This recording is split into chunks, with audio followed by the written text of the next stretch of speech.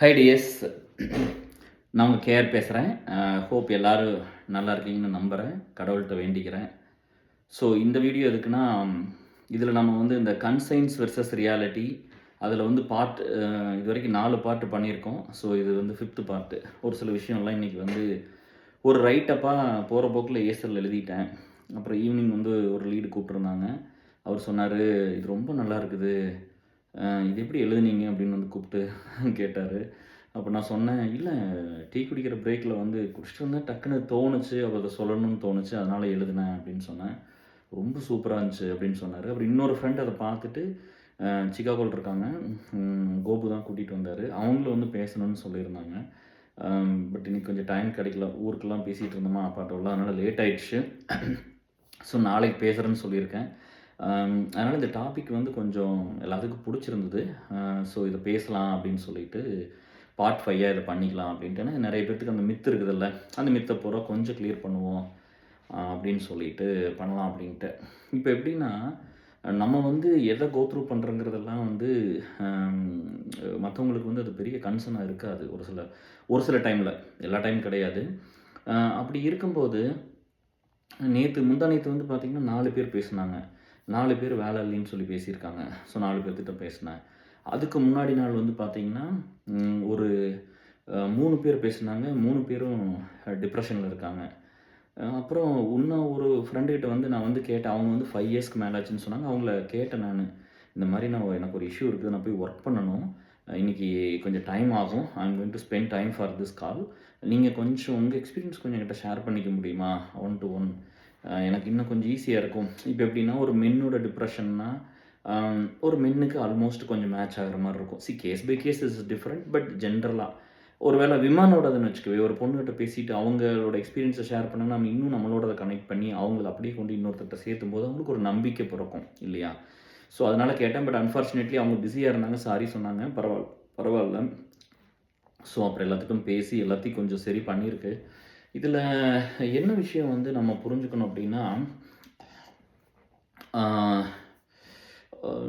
இப்போ வந்து இந்த வலி வந்து ரொம்ப ரொம்ப ஒரு பெயின்ஃபுல்லான ஒரு பீரியட் எல்லாத்துக்கும் இருக்கும். அப்போ வந்து அந்த பெயின் வந்து ரொம்ப கொடுமையாக இருக்கும். அப்போ நம்ம என்ன பண்ணுவோம்னா, அப்போ நம்ம ஃப்ரெண்ட்ஸ் வந்து இதுவரைக்கும் நம்மளோட டச்சில் இல்லாமல் இருந்திருப்பாங்க. நிறைய பேர்த்துனால எல்லா நாளும் டச்சில் இருக்க முடியாதுல்ல.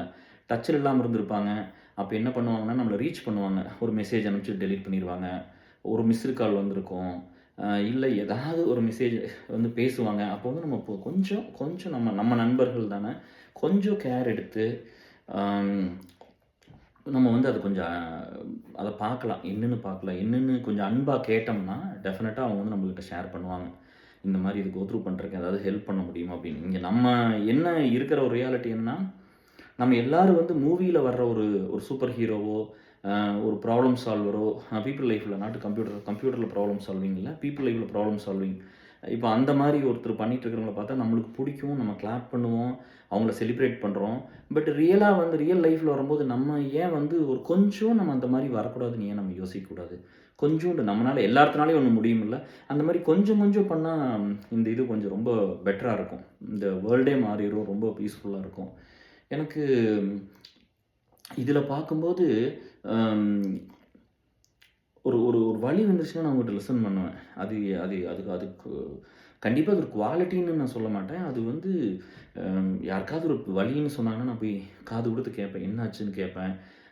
நீங்கள் ஏன் இதை பண்ணக்கூடாது, உங்களுக்கு எதாவது நான் பண்ணி தரணுமா, அப்படி தான் இந்த ஜேர்னியே அப்படி தான் ஸ்டார்ட் ஆச்சு. ஸோ நான் ஒவ்வொன்றா வர்றேன், சரியா? இப்போ நீங்கள் வந்து ஏசல்குள்ளே ஃபஸ்ட்டு வரணும் அப்படின்னா, ஏசல் வந்து ரொம்ப ரொம்ப பியூரஸ்ட் ஃபார்ம், சரிங்களா? இது வந்து முழுக்க நண்பர்களுக்காக கட்டமைச்ச ஒரு கம்யூனிட்டி இல்லையா? இது ஒரு எம்பையர் மாதிரி நம்ம பில்டு பண்ணாலும் இது ஃபுல்லாக நண்பர்களுக்காக தான், ஃப்ரெண்ட்ஸுக்காக மட்டும்தான். எந்த ஒரு பாகுபாடும் இல்லாமல் ஒரு மனித நேயத்தோட, ஒரு நட்போட, ஒரு லவ்வோட அப்படி தான் நம்ம ஸ்டார்ட் பண்ணியிருக்கிறோம். அதனால் யாருக்கு என்ன நெகட்டிவிட்டி நீங்கள் வெளியில் பார்த்தாலும் சரி, அதை விட்டு ஏசலுக்குள்ளே வந்தீங்கன்னா எல்லாம் விட்டு போட்டு தான் வந்து பார்க்கணும். இங்கே ஒரு மெசேஜ் பண்ணாலும் சரி, ஒரு மெசேஜை பார்த்தாலும் சரி, ஏசலுக்குள்ளே நீங்கள் ஏசலுக்குள்ளே உள்ளே வந்துட்டீங்க, டெலகிராமோ, வாட்ஸ்அப்போ, இல்லை ஃபேஸ்புக்லேயோ, இல்லை ஐஎஸ்எல் சேனலுக்குள்ளேயே போயிட்டிங்கன்னா, நீங்கள் எல்லா நெகட்டிவிட்டி வெளியில் வச்சுட்டு, இது வந்து என்ன ஒரு ஃபீலை க்ரியேட் பண்ணியிருக்குது லைஃப்பில், இது எத்தனை பேர்த்து வாழ்க்கையை மாற்றி அமைச்சிருக்குது, அதை மட்டும் ஒரு நிமிஷம் நினச்சிக்கிட்டு உள்ளே வந்தால் போதும், சரிங்களா? எல்லா பிரச்சனையும் ஆட்டோமேட்டிக்காக சால்வ் ஆயிரும். இப்போ வந்து பார்த்தீங்கன்னா, அம் நம்ம ஒரு நம்மளுக்கு ஒரு நண்பர் ஒரு ரியாலிட்டி எப்படி இருக்கும்னா, கேஆருக்கு வந்து எல்லாருமே ஹெல்ப் பண்ணிருவாங்க. இல்லாட்டி வந்து அ கேஆர் வந்து போய் கேஆர் கேட்டா எல்லாரும் ஹெல்ப் பண்ணிருவாங்க. கேஆருக்கு வந்து எல்லாமே ஈஸியா நடந்துரும் அப்படின்னு ஒண்ணு இருக்குது. அது ரொம்ப தவறான ஒரு கண்ணோட்டம். அப்படியெல்லாம் எதுவுமே நடந்ததில்ல. ஒரு எக்ஸாம்பிளுக்கு வந்து பார்த்தா, நம்மளுக்கு வந்து ஒரு ஆல்மோஸ்ட் ஒரு 7, 8 இயர்ஸ் பேக் வந்து ஒரு ஃப்ரெண்டு வந்து டிப்ரஷன் போயிட்டாங்க. அப்போ வந்து அவங்க அந்த வேர்டு கொஞ்சம் அப்போ புதுசு. அப்போ அவங்க வந்து மன அழுத்தம் இந்த மாரி இது இப்படி போயிட்டேன், அப்படி ஆயிட்டேன் சிம்ப்டம்ஸ பூரா பேசுறாங்க. இது எல்லாத்தையும் சொல்றாங்க. அப்ப நம்ம அவங்களோட இருக்கிறோம். எனக்கு அது புரிஞ்சுக்க தெரியல. ஆனா வலிக்குதுன்னு மட்டும் எனக்கு தெரிஞ்சது. அவங்க சொல்லும்போது என்னால கனெக்ட் பண்ணிக்க முடியல. பட் வந்து நெறைய பேர் இந்த மாரி நம்ம நண்பர்களோட ஒர்க் பண்ணியிருக்கும்போது, ஓகே இந்த வலிய இப்படி இப்படி வலிக்க மாட்டிருக்குது. இப்படி இத கோ த்ரூ பண்றாங்க அப்படின்னு சொல்லி அவங்களோட வந்து நான் நெறையா டைம் ஸ்பெண்ட் பண்ணி, அவங்கள வந்து ஐ மேக் ஷூர் தட் எப்ப வேணாலும் கூப்பிடுவாங்கப்பா. அந்த ப்ராப்ளம் இருக்கும்போது ஒரு சில ஃப்ரெண்ட்ஸ் எல்லாம் இந்த இமிகிரேஷன் ப்ராப்ளமோ, இல்ல ஜாப் இதெல்லாம் அவங்க எப்ப வேணா கூப்பிடுவாங்க. நான் அவசர அவசரம் ஆஃபீஸ்ல இருந்தா கூட ஏதோ டக்குன்னு ஏதோ ஒரு பர்மிஷனோ ஏதோ ஒண்ணு சொல்லிட்டு ஃபோன் எடுத்துட்டு வெளிய ஓடியாருவேன். அப்படிலாம் எவ்வளவோ பேசியிருக்கிறோம். ஏன்னா அந்த நீடு வந்து அம் அவங்களுக்கு அந்த அந்த டைம் வந்து நம்ம வார்த்தைய கேட்டா ஒரு ஆறுதலா இருக்கும். நம்ம ஒண்ணு பேசிட்டோம்னா அவங்களுக்கு ஒரு நம்பிக்கை பிறந்துரும். இங்க வாழ்க்கையோட முக்கியமான ஒரு குறிக்கோளே வந்து மத்தவங்களுக்கு ஒரு நம்பிக்கைய குடுக்கணும் அப்படிங்கிறது தான். நம்ம உயிரோட இருக்கிற வரைக்கும் அந்த நம்பிக்கைய குடுக்கணும். போனதுக்கப்புறம் வந்து நம்ம காலத்துக்கு அப்புறம் வந்து நம்ம ஒரு ஸ்ட்ரக்சர பில்ட் பண்ணி வச்சிருக்கிறோம். இந்த ஸ்ட்ரக்சர் எல்லாத்தையும் காப்பாத்தும்னு சொல்லி எல்லாரும் நம்பணும். அதுக்கு தான் இந்த இவ்வளோ வேலை நடக்குது. அப்ப இவங்ககிட்ட வந்து நான் டைம் ஸ்பெண்ட் பண்ணிலாம் பேசிட்டு தான் இருந்தேன். எல்லாமே பண்ணி அவங்கள ரெடி பண்ணி ஆல்மோஸ்ட் வந்து ஒரு 2 டூ 2 1/2 இயர்ஸ் அவங்க டைம் எடுத்துக்கிட்டாங்க. இப்ப நெறைய கூப்பிடுவாங்க, நெறைய பேசுவாங்க, எல்லாம் பண்ணாங்க. அப்புறம் ஒரு பிரேக் எடுத்துட்டு ஏர்செல்லேருந்து போனாங்க. நான் போயிட்டு எல்லாம் ரெடி பண்ணிட்டு வரேன். அப்ப சரிம்மா போயிட்டு வாங்கன்னு அனுப்பிச்சேன். அப்புறம் பார்த்தா, மறுபடியும் கொஞ்ச நாள்ல பார்த்தீங்கன்னா, அன்பார்ச்சுனேட்லி நான் டிப்ரஷன் போயிட்டேன். உங்களுக்கு அது நம்ம டிப்ரஷன் சீரிஸ்ல நெறைய பண்ணியிருக்கிறோம். இதெல்லாம் எதுக்குன்னா, இப்படியெல்லாம் ஒருத்தர் எப்படியெல்லாம் அந்த சிம்ப்டம்ஸ் எப்படி இருக்கும்? எந்த மாரி நம்ம கோ த்ரூ பண்றோம்? டூஸ் அண்ட் டோன்ட்ஸு எது பண்ணணும், எது பண்ணக்கூடாது? ப்ளஸ் இந்த எக்ஸ்பீரியன்ஸ ஷேர் பண்ணா தானே உங்களுக்கு ஒரு நம்பிக்கை கிடைக்கும். ஓகே நம்ம இதெல்லாம் கோ த்ரூ பண்ணிட்டோம். ஓகே கேஆர் தப்பிச்சிட்டாரு. நம்மளும் தப்பிச்சிடலாம்னு ஒரு நம்பிக்கை வரணும்ல. அதுதான். வேற ஒண்ணும் கிடையாது. அப்ப இவங்ககிட்ட போய் நான் ரீச் பண்ணணும்னு எனக்கு தோணுது. நம்ம இவங்களுக்கு ஹெல்ப் பண்ணியிருக்கிறோம். நம்ம இவங்ககிட்ட போய் கேட்கலாமா அப்படின்னு தோணும்போது அவங்களுக்கு மேரேஜ் ஆயிருச்சு. மேரேஜ் ஆகி ஃபேமிலியோட இருக்கணும். பிரெக்னன்ட்டா இருக்காங்க அப்படின்னு கேள்விப்பட்டேன். நான் கிட்டவே போகல. ஸோ என்னோட டிப்ரஷன நானா தான் வந்து ஹேண்டில் பண்ணேன். சரிங்களா?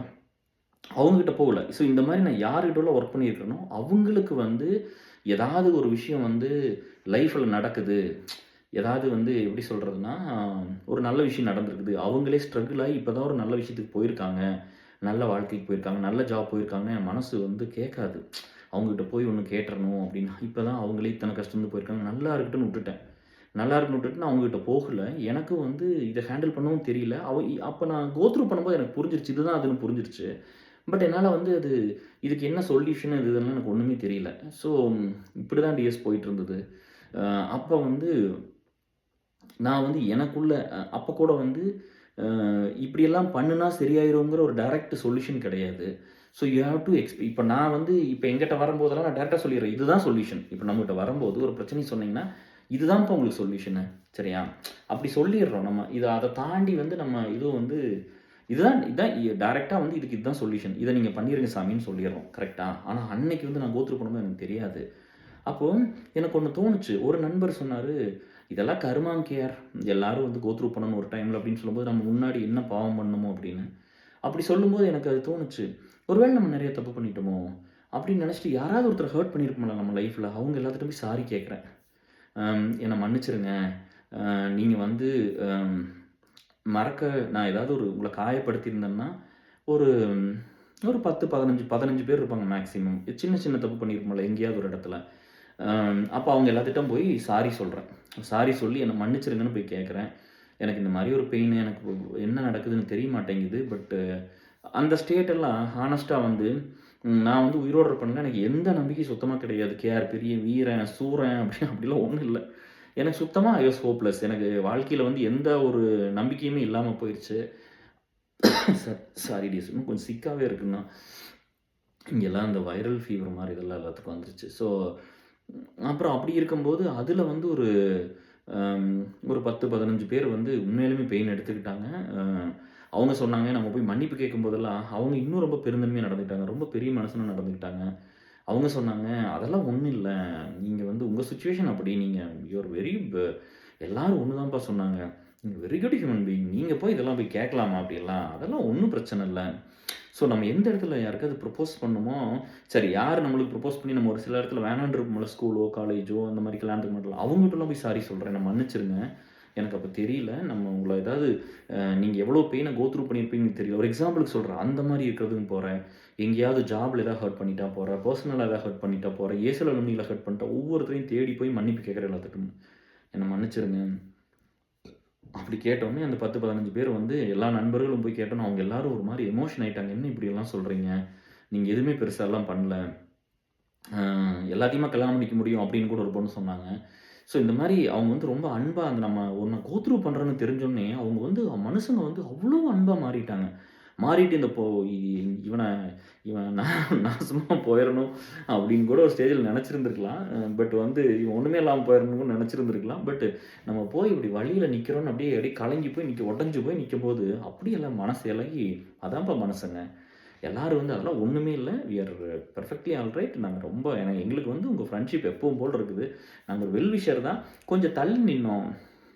போய் எல்லாத்தையும் நோண்டி இப்போ எந்தெந்த இடத்துலயும் நான் ஹர்ட் பண்ணனோ எல்லாத்தையும் புடிச்சிட்டு வந்துட்டேன். எல்லாத்தையும் புடிச்சு கொண்டு வந்து எல்லாத்துட்ட சாரி கேட்டு, எல்லாத்தையும் வீட்டுக்கு வர சொல்லி, எல்லாத்துக்கும் கிஃப்ட் வாங்கிட்டு போய் குடுத்து, இந்த டைம் போன வருஷம் ஊருக்கு போயிருந்தேன்ல, எல்லாத்தையும் எங்க வீட்டுக்கு வரணும்னு சொல்லி, அது எல்லாமே பண்ணிட்டேன். எல்லாத்துட்ட வந்து மன்னிப்பு கேட்டு எல்லாம் மனசுக்கு ரொம்ப நிம்மதியா இருந்துச்சு. அப்ப வந்து எனக்கு தெரியாது. நான் போய் கேட்டது என்ன? மன்னிப்பு. அதுல ஒரு சிலர் வந்து இந்த பிரச்சனையெல்லாம் புரிஞ்சுட்டு ஸ்ட்ராங்கா கூட நின்னாங்க. கூட நின்னு ஹோல்டு பண்ணி இந்த பிரச்சனையிலிருந்து ஒவ்வொன்னா நான் அப்படியே ஒவ்வொரு ஸ்டேஜா வர்றேங்க. இது நெறைய டைம் சொல்லிட்டேன். மறுபடியும் ஒரு டைம் சொல்றேன். ஒரு வெங்காயத்த எடுத்து உரிச்சீங்கன்னா, ஒரு லேயர் பை லேயரா வரும்ல. டிப்ரஷன் வந்து அப்படிதான் வெளிய வர முடியும். நீங்க போம்போது உங்களுக்கு தெரியாது. பீக்குக்கு போம்போது. இன்னைக்கு தான் அந்த ஒரு பிக்சர பார்த்தேன். அது ஏதோ எல்லாத்தையும் டெலீட் பண்ணிட்டு அந்த ஒண்ணு மட்டும் ஃபோன்ல இருந்துச்சு. சும்மா ஸ்டெப்ல நின்னுட்டு இருப்பேன். இத்தினியூண்டு இருக்கிறேன். இந்த க இந்த கையே இவ்வளோதாங்க இந்த இந்த ஆர்ம்ஸே இவ்வளோ தான் இருந்தது. இவ்வளோ தான் இருந்திருக்கும். இத்தினியூண்டு ஆயிட்டேன் அப்படியே. உருக்கி அப்பதான் எனக்கு புரியுது. அப்ப இங்க நம்ம இருக்கிற மக்கள் என்ன நெனச்சுக்கிறாங்கன்னா, நம்ம ஏதோ ஒண்ணு சொல்லிட்டா கூட கேஆருக்கு வந்து அது ஈஸியா கோ த்ரூ பண்ணிடுறாரு அப்படின்னு. அதுக்கு பதிலா கொஞ்சூண்டு ஒரு கருணை, கொஞ்சூண்டு ஒரு கம்பேஷன், கொஞ்சம் மெர்சி என்ன நடக்குதுன்னு எட்டி பார்த்தீங்கன்னா, ஒருத்தர் வாழ்க்கைக்குள்ள புரிஞ்சிரும். அப்ப இங்க நெறைய பேர் என்ன சொல்றாங்கன்னா, நீங்க வந்து யாரோட லைஃப்லயும் உள்ள போயிறக்கூடாது. சரியா? யாரோட பெர்சனலுக்குள்ள உள்ள போக்கூடாது. அது வந்து எப்படின்னா, இந்த மனுசங்க இருக்காங்கல்ல, நம்ம இன்னைக்கு எவ்வளவோ பெரிய பெரிய ஆளுலாம் பார்த்துருப்போம். இன்னைக்கு ஒரு பெரிய ஆக்டர், பயங்கர ஃபிட்டான ஆக்டர். அவங்கள பார்த்தோனே அந்த வீடியோலாம் பார்த்தோனே அப்படியே ஷிவர் ஆயிருச்சு. எவ்வளோ ஃபிட்டான ஒரு ஆளு, ஒரு 6 ஃபீட்ல எப்படி ஒரு ஹீரோ, ஹெல்த் இந்த மாரி கெட்டு போச்சு அப்படின்னு வந்து ஷிவர் ஆகுறாரு மைக்க பிடிக்கிறதுக்கு. பார்த்தோனே ரொம்ப மனசெல்லாம் நேத்து நைட்டு ஒரு லீட் ஒருத்தர் அனுப்பிச்சிருந்தாங்க. தலைவரே இங்க பாருங்க அப்படின்னு சொல்லி அனுப்பும்போது, அத பார்த்தோனே எனக்கு அப்படியே தூக்கி வாரி போட்டுருச்சு. என்னடா அது இப்படி ஆயிருச்சு அப்படின்னு சொல்லிட்டு, அப்போ நம்மளுக்கு வந்து ஒரு விஷயம் புரியணும். அந்த மாரி வந்து ஹெல்த் போயிருச்சு அப்படிங்கும்போது, அவங்க கண்டிப்பா ப்ரே பண்ணிக்கிறேன். சார் நீங்க நல்லா வந்து எந்த ஃபீல்டா இருந்தா எல்லாம் ஹியூமன் மனுசங்க தான். எல்லாருமே இங்க நல்லா இருக்கணும். அதனால நீங்க நல்லா வரணும்னு கடவுள நான் வேண்டிக்கிறேன். சரியா? யாரா இருந்தா என்ன? நம்ம எதிரியா இருந்தா கூட அவன் நல்லா தான் இருக்கணும். ஆரோக்கியமா இருக்கணும். சந்தோஷமா இருக்கணும். அவ்வளோதான். நம்மள புடிக்காட்டி என்ன? அது பிரச்சனை இல்ல. அப்போ அதெல்லாம் நம்மளுக்கு ஒரு பாடத்த சொல்லிக் குடுக்குது. இந்த வாழ்க்கை வந்து ஒவ்வொருத்தரோட வாழ்க்கையிலிருந்து ஒரு ஸ்ட்ராங்கான லெசன் இருக்கு. நம்ம வந்து எப்படின்னா, அந்த அட்வைஸ்லாம் நம்ம கேட்காம விட்டுட்டோம். சரியா? அது வந்து வாழ்க்கையில வந்து ரொம்ப கேட்கணும் டிஎஸ். அக்கறை இருக்கிறவன் சொல்லிட்டே இருப்பான். இப்ப நம்ம டெர்ம் இன்சூரன்ஸ் ஒண்ணு போடணும் யுஎஸ்ல. நான் அது ஒர்க் பண்ணிட்டு இருக்கிறேன். நம்ம நண்பர்களோட நான் உங்களுக்கு சொல்றேன். அதுக்கு ஒரு தனி ஒரு வீடியோ பண்ணி சொல்றேன். அதோட இம்பார்ட்டன்ஸ் நம்மளுக்கு தெரியாது. தெரிஞ்சிருந்தா நம்மலாம் வந்து 35லயும் 30லயும் 40க்கு முன்னாடியே போட்டுருக்கலாம். இப்ப 44ல போய் போடுற மாரி இருக்கு. இல்லையா? ஸோ ஒரு அக்கறை இருக்கிறவங்கிறவன் அவன் வந்து கேட்பான். அதாவது எப்படின்னா, நம்ம டிஸ்டர்ப் பண்ணக்கூடாதுன்னு விட்டுர்றாங்க. நம்ம இங்க யுஎஸ் வர்றோமா, பார்த்துக்கங்களேன் நான் வந்து 2009ல வந்தேன். எனக்கெல்லாம் வந்து அப்பவே இந்த கிரீன் கார்டு ஃபைல் பண்ணணும். இது இமிகிரேஷன் பேஸ்டு கண்ட்ரி. இவ்வளோ ஆப்பர்ச்சுனிட்டீஸ் கிரீன் கார்டு இருந்தா தான் இருக்குதுன்னு சொல்லியிருந்தாங்கன்னா, நம்ம அப்பவே 1 வருஷம் 2 வருஷத்துல முயற்சி பண்ணி பண்ணியிருக்கலாம்ல. அதுக்குண்டான முயற்சிகள நோக்கி போயிருக்கலாம்ல. நம்மளுக்கு யாருமே சொல்லல டிஎஸ். ஒருத்தருமே சொல்லல. காலப்போக்குல அப்படியே போய் ஒவ்வொரு இடத்துலயும் தோத்துக்கிட்டு இருப்போம்ல. தோத்ததுக்கெல்லாம் வந்து இங்க ரிஜாய்ஸ் எல்லாம் கிடையாது. தோத்து போயிட்டோம்னா, அதுக்கு ஒரு ஸ்டெப் எடுப்போம்ல. அந்த ஸ்டெப்ல வந்தா தான் இந்த வாழ்க்கை. இது வந்து ஒரு பிளான் பண்ணி, ஒரு சக்சஸ்ஃபுல்லா ஒரு எக்ஸிக்யூட் பண்ணி அப்படியெல்லாம் வந்து பண்ண முடியல. ஏன்னா, அதுக்கு அதுக்கு வந்து அதுக்கு தான் பீப்பிள் வேணும். அதுதான் வந்து உங்களுக்கெல்லாம் நான் ஏசல்ல சொல்லியிருக்கேன். சரியா? இப்ப யோசிச்சு பாருங்க. கல்யாணம் வந்து சின்ன வயசுல பண்ணிக்கணும்னு உங்களுக்கு எத்தன பேர்ட்ட சொல்லியிருக்கிறேன். இங்க நெறைய பேரு இப்ப ரியாலிட்டி இப்ப நம்ம சொல்றோம். சின்ன வயசுலயே கல்யாணம் பண்ணிக்கங்க சாமின்னு பையனாகட்டும், புள்ளையாகட்டும் எல்லாத்துட்டும் சொல்றேன். உங்களுக்கு டைம் நெறைய கிடைக்கும். நீங்கள் வந்து எக்ஸ்பீரியன்ஸ் பண்ணலாம் ஒவ்வொரு விஷயத்தையும் லைஃப்பில். ஒரு தடவை தோத்தா கூட ஜெயிக்கிறதுக்கு உடம்புல வலு இருக்கும், சரியா, தெம்பு இருக்கும் அப்படின்னு சொல்லுவாங்கல்ல. நம்ம கல்யாணத்தை லேட்டாக பண்ண என்ன ஆயிருதுன்னு பாருங்கள். வயசு இப்போ ஒரு ரொம்ப லேட் ஆகி போச்சுன்னா நம்ம உடம்பு சரியில்லாம போச்சுன்னா என்ன பண்ணுறது? எப்படி நம்ம குழந்தை பெற்றுக்குவோம்? இல்லை எப்படி வந்து குழந்தை பெற்று எப்படி வளர்த்த முடியும் இல்லையா? ஸோ இது எல்லாமே அதனால தான் அந்த காலத்தில் பெரியவங்களாம் சொல்லிக்கிறாங்க, காலத்தில் பயிர் செய், காலத்தில் கல்யாணம் பண்ணு, அந்த எல்லாம் சொல்லுவாங்கல்ல. நம்ம அதையெல்லாம் வந்து உதாசீனப்படுத்திட்டோம். அப்படி அப்படி வந்து யாரோடதையும் நம்ம பண்ணவே கூடாது டிஎஸ். அது ரொம்ப ரொம்ப தப்பு. அதை பண்ணாதீங்க, சரியா? இனிமேல் இது வரைக்கும் போனால் போயிட்டு போகுது. இதுக்கப்புறமாவது வந்து எல்லாத்தோடதையும் வந்து நம்ம லிசன் பண்ணலாம், சரிங்களா? லிசன் பண்ணிவிட்டு அதை பார்ப்போம். என்னை வந்து காப்பாற்றினது வந்து நான் எல்லா மக்களுக்கு தான் நான் வந்து எங்கூட இருந்த இந்த ஏசல் அலுமினியில் இருந்தவங்க என்னை ரொம்ப கேர் பண்ணிக்கிட்டவங்க. அந்த டைமில் பார்த்துட்டிங்கன்னா பயங்கரமான ஒர்க்குனா ஆஃபீஸில் வேலை செய்யணும், வீட்டில் வேலை செய்யணும். ஏசலில் எவ்வளோ ஈவெண்ட் நான் சொன்னேன் பார்த்தீங்களா, லாஸ்ட் இயர் மட்டும் 55 ஈவெண்ட் பண்ணியிருக்கிறோம் 3 ட்ரஸ்ட்லேயும் சேர்ந்து. அப்போது இந்த மாதிரி எப்படி பரப்பரன்னு ஓடுது. நான் டிப்ரெஷனில் போய் உட்காந்துக்கிறது. எனக்கு அப்படியே முடியாத நேரத்தில் நீங்களாம் ஹோல்டு பண்ணீங்க. அதெல்லாம் வந்து நம்ம வந்து நல்லா இல்லாதப்ப நீங்கள் பண்ண நன்றியெல்லாம் வந்து மறந்துடக்கூடாது, சரியா? அது வந்து நம்ம என்ன ஏசலுக்கு பிரசிடெண்ட்டாக இருந்தால் என்ன உலகத்துக்கே பிரசிடெண்ட்டா? அப்படியெல்லாம் ஒன்றுமே கிடையாது. இது வந்து ஒரு லீடர்ஷிப் வேணும். ஒரு லீடர்ஷிப் கீழே இருக்கணும். நம்ம எப்போவுமே வந்து அதாவது எல்லாரும் ஆளுக்கு ஒரு டைரக்ஷனில் இழுத்தாங்கன்னா இது பிஞ்சு போயிடும். இது மேலே கொண்டு வர முடியாது அப்படிங்கிற தாட்டு தானே தவிர, அப்போ இந்த மக்கள் எல்லாம் இவ்வளோ நல்ல மக்கள் வந்து உடனே கேஆர் தான் பெஸ்ட்டு, கேஆரை தான் பிரசிடெண்ட் ஆக்கிட்டாங்க, கேஆர் தான் இருக்கிறதுலேயே பெஸ்ட்டு அப்படிலாம் கிடையாது. என்னை விட ரொம்ப நல்லவங்க நிறைய பேர் ஏசல் இருப்பாங்க. என்னை விட இன்னும் பெஸ்ட்டான எபிலிட்டியில், பெஸ்ட்டான ஸ்கில் செட்டில், பெஸ்ட்டான ஹார்ட்டு, பெஸ்ட்டான பீப்புளே இருக்காங்க, சரியா? அப்புறம் நம்மளுக்கு வந்து அது ஏன் வந்து அவங்க ஓகே கேஆரே இருக்கட்டும் அப்படின்னு சொல்லி ஏன் இத்தனை பேர் அக்செப்ட் பண்ணாங்கன்னா, ரொம்ப கஷ்டப்பட்டு வந்த பையன் அப்படிங்கிறது தான், சரியா? ரொம்ப கஷ்டப்பட்டு வந்த பையன், ரொம்ப நேர்மையாக இருந்தது. இந்த 2 மட்டும் தான் டிஎஸ். என் ஃப்ரெண்ட்ஸ் எல்லாம் நான் வந்து ஒரு சிலர்லாம் சொல்லும்போது நீங்கள் அவங்களே கேளுங்க அப்படின்னு. மகேஷ் அவர் கம்ப்யூட்டர் சயின்ஸில் அவர் ஒரு பெரிய படிப்பாளி. இப்போ டெக்கில் பிஇ பண்ணியிருப்பார், பிஹெச்டி டெக்கில், பிட்ஸ் பிலானியில் எம்இ பண்ணியிருப்பார். அப்புறம் ஏதோ ஒரு பெரிய யூனிவர்சிட்டியில் பிஹெச்டி கம்ப்யூட்டர் சயின்ஸ் பண்ணியிருப்பார். அவரெல்லாம் வந்து கம்ப்யூட்டர் சயின்டிஸ்ட். இப்போ எப்படி நம்ம பீப்புள் லைஃப்பில் 30 வருஷமாக ஒர்க் பண்ணுறதுனால நம்ம பீப்புள் சயின்டிஸ்ட்னு எல்லாம் சொல்லுவாங்க. ஒரு அன்பில் தான் அவ்வளோ நேரத்தை அங்கே செலவு பண்ணால் அப்புறம் அப்படி தானே இல்லையா? அவரை வந்து நாங்களாம் கம்ப்யூட்டர் சயின்டிஸ்ட்னு கூப்பிடுவோம். அவர் வந்து கூகுள் கம்ப்யூட்டர் சயின்டிஸ்ட் அப்படி தான் அவருக்கு பேர். அந்த மாதிரி பெரிய அறிவாளி. அப்போ அவர் தான் வந்து அனௌன்ஸ் பண்ணி நம்ம கேஆரை வந்து நம்ம பிரசிடெண்ட் ஆக்கணும், நீங்கள் வேறு யாராவது நிற்கிறேன்னா சொல்லுங்கள். நம்ம வந்து அப்படி தான் வந்து ஸ்டார்ட் ஆச்சு ப்ராசஸ் எல்லாம். ரொம்ப டெமோக்ராட்டிக்காக நடந்த ப்ராசஸ் தான். பட் இங்கே வந்து என்னென்னா இதுதான் அவங்க செஞ்சு அவர் செஞ்ச வேலை இருக்குல்ல, எல்லாத்துக்கும் வந்து மனசில் நின்னது 2 விஷயம் தான். ரொம்ப கஷ்டப்பட்டு வந்த பையன், ரொம்ப ஒரு நண்பர்கள்னால் உயிரை கொடுத்து எல்லாத்தையும் பண்ண பையன். இந்த 2வது பாயிண்ட் இது. 3வது வந்து அந்த உழைப்பு யாரும் உழைச்சிருக்கவே முடியாது. இப்போ ஏசலுக்குன்னா அந்த உழைப்பு யார் பண்ணியிருக்க முடியும்? அவ்வளோ காசு யார் கொடுக்க முடியும்?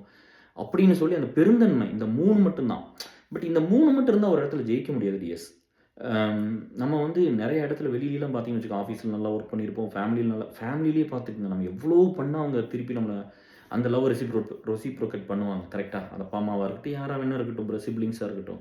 இங்கே ஒன்றுமே பண்ணாமல் எதுவும் வர முடியாதுல்ல. ஸோ இது இந்த நல்ல மக்கள் பண்ணினது தான், சரிங்க? இந்த நல்ல நண்பர்கள் இவங்கெல்லாம் அதுக்கு வேல்யூ பண்ணணும் தான். அதனால நம்ம தான் வந்து பெஸ்ட் அப்படிங்கிறதுல எதுவுமே கிடையாது டிஎஸ். நம்மளோடலாம் இன்னும் நிறைய பேர் நல்ல மனிதர்கள், ரொம்ப கைண்டான, தன்மையான, ரொம்ப டேலண்டடாக, என்னை விட இன்னும் எல்லா இஷ்யூஸும் பெட்டராக பண்ணுற மாதிரி நிறைய பேர் இருக்காங்க.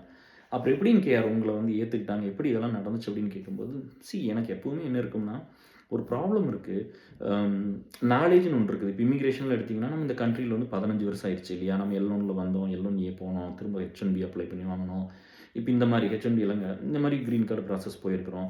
நிறைய பேருக்கு ஹெல்ப் பண்ணிக்கிறோம், நிறைய பேருக்கு கூட்டு நிறைய பேருக்கு ஒர்க் பண்ணுறோம். அப்படிங்கும்போது நீங்கள் டெய்லி ஒர்க் பண்ண அந்த இஷ்யூஸ் ஒர்க் பண்ணும்போது அது ஒரு நாலேஜாக மாறிடும், சரியா? அப்போ அந்த சப்ஜெக்ட் மேட்டர் எக்ஸ்பர்ட் நம்மளுக்கு வந்து இது தெரிஞ்சிருச்சு அப்படின்னு. இப்போ நம்ம ஒரு எலக்ட்ரானிக்ஸ் வேணால் நான் அருண் தான். ஒரு ஹெட்செட் வாங்கணும், ஒயரை தூக்கிட்டு சுற்றிட்டு இருப்பீங்களா சொல்லுவீங்கல்ல. போன வருஷம் கூட வரும்போது ஒயர் தூக்கிட்டு வந்தால் அது எல்லாம் சொன்னேன். இந்த ஒயரைத்தான் தூக்கிட்டு வராட்டி ஒரு ஹெட்செட் வாங்கினா அது எவ்வளோ வாங்கி போயிடும். எல்லாத்துக்கும் ஹெட்செட் வாங்கிட்டு போனேன். ஹெட்செட் மட்டும் 50 ஹெட்செட் நம்ம வாங்கிட்டு போயிருந்தேன் போன ஒரு 50 ஹெட்செட்டில் வாங்கிட்டு எல்லா லீட்ஸும் கொடுத்து. பட் வந்து நம்மளுக்குன்னு ஒரு ஹெட்செட் எடுத்து வச்சு ஒயரை தூக்கிட்டு போனேன். அந்த ஒயர் வந்து கரெக்டாக குத்துனா தான் கேட்கும். அதாவது வந்து ஒரு ஐஃபோன் நம்மகிட்ட இருக்குது, அது இங்கே இல்லை, நான் காட்டுறேன், நெக்ஸ்ட் வீடியோவில் காட்டுறேன், ஞாபகம் இருந்துச்சுன்னா. அது வந்து அந்த அந்த சார்ஜ் போடுற ஓட்டை பெருசாகிடுச்சு டிஎஸ். நம்ப முடியுதான்னு பாருங்கள். ஐஃபோனில் அந்த சார்ஜ் போடுற ஓட்டை இருக்குல்ல, அது வந்து லூஸ் ஆயிடுச்சு. எந்த சார்ஜ் ஊற்றினாலும் கண்டு போயிடும். பார்த்து அழுங்காமல் ரொம்ப கேர்ஃபுல்லாக வைக்கணும், இல்லாட்டி படக்குன்னு வெளியே வந்துடும். அப்படின்னா எத்தனை தடவை அதை கழட்டியிருப்பேன், எத்தனை தடவை குத்திருப்பேன் அப்படிங்கும்போது சார்ஜ் போடுறது ஒன்று, 2வது வந்து காதில் அந்த ஒயரை போட்டு போட்டு பேசணும்ல, ஸோ அந்த ஒன்று. அதனால அது சொல்லிக்கிட்டே இருந்தாங்க. அதுக்கு அருண் தான் கூப்பிட்டு சொன்னேன். இந்த மாதிரி எல்லாரும் சொல்கிறாங்க, ஆமா பின்ன இதே வச்சுட்டு இருப்பீங்க, வேற ஒன்று வாங்கினா தீர்ந்துச்சு அப்படின்னு சொல்லி இன்றைக்கி ஒரு லிங்க் அனுப்பிச்சார். அதையும் ஒய்ஃபுக்கு அனுப்பிச்சேன், இதை ஆர்டர் பண்ணுறேன், ஆர்டர் பண்ணுமா அப்படின்னு. ஸோ இப்படி தான் இருந்துக்காரு. அப்போ வந்து அருணுக்கு கொடுக்குற மரியாதை, அருணுக்கு கொடுக்குற வேல்யூ. இன்னொன்று வந்து அருண்லாம் வந்து பார்த்தீங்கன்னா எப்படிப்பட்ட நண்பர்னா, நான் நல்லா இருக்கும்போது கண்டுக்கவே மாட்டார். நான் நல்லா இல்லைன்னு தெரிஞ்சுக்கிட்டா எவ்ரிடே கால் இருக்கும், எவ்ரிடே ஒரு மெசேஜ் இருக்கும், எவ்ரிடே வந்து கூப்பிட்டு அவர் நல்லா இருந்தாருன்னா என்ன பண்ணுறீங்க, ஏது பண்ணுறீங்க. எனக்கு ஒரு விஷயம் ஞாபகம் வந்துச்சு. அருண் ஒரு டைம் வேலை இல்லாமல் இருக்கும்போது ஒரு மாதம் 2 மாதம் வேலை இல்லாமல் இருந்தார். அந்த டைம் நான் டெய்லியும் கூப்பிடுவேன், நான் பயந்துக்குவார். வந்து புதுசில் வேலை இல்லாத டைம் நான் டெய்லியும் கூப்பிடுவேன். டெய்லி பேசினா தான் அவர் போய் படிப்பார். அதுக்கப்புறம் அந்த அந்த எனக்கு அப்போ அது புரிஞ்சிருச்சு. எத்தனை வருஷம் முன்னாடி நம்ம பண்ணோம். மனுஷங்க பாருங்களேன், அந்த அது சொல்லக்கூட இல்லை என்கிட்ட. சொன்னால் அவர் கொஞ்சம் அப்படி பேச மாட்டார். பட் இருந்தாலும் எனக்கு தோணுது, ஒரு இதனால தான் இதெல்லாம் பண்ணிட்டாரோ அப்படின்னு நம்ம யோசிப்போம். அந்த மாதிரி மனுஷங்க எல்லாரும் நல்லவங்க தான். நம்ம வந்து இந்த ரியாலிட்டி வேறையாக இருக்குது, நம்ம மனசாட்சி வேறையாக இருக்குது, அவ்வளோதான். அதை மட்டும் 2ஐயும் வந்து கொஞ்சம் மேட்ச் பண்ணுறதுக்கு தான் இதெல்லாம் சொல்லிகிட்டு இருக்கிறேன். எனக்கு வந்து நான் வெளியே வந்துட்டேன் அப்படிங்கும்போது இன்னொன்று வந்து சொல்கிறது எப்படின்னா, 16, 17 நான் வந்து இந்த ரன்னிங்கெல்லாம் ஓட ஆரம்பிச்சது 14, 15 வயசில் ஓட ஆரம்பிச்சு. அன்னையிலிருந்து எக்ஸசைஸ் அன்னைக்கு அங்கே இருந்தது. அங்கே நான் சொல்லியிருக்கிறேன், நம்ம வீட்டில் வந்து பார்த்தீங்கன்னா பாடியெல்லாம் பில்ட் பண்ணி ஜம்முன்னு வந்துட்டேன். ஸ்கூல்லாம் வந்து ஒரு ஸ்டேஜில் வந்து கும்முன்னு நல்லா ஸ்ட்ராங்கான ஒரு ஆள் தான் அப்போ பையன். ஃபோட்டோலாம் இருக்குது, நீங்கள் பார்த்துருப்பீங்க சில ஃப்ரெண்ட்ஸு. அப்போ என்ன நினச்சிட்டாங்க, கேஆர் வீட்டில் ஜிம் இருக்குது அப்படின்னு. தோட்டத்தில் அங்கே ஒன்றுமே இல்லை.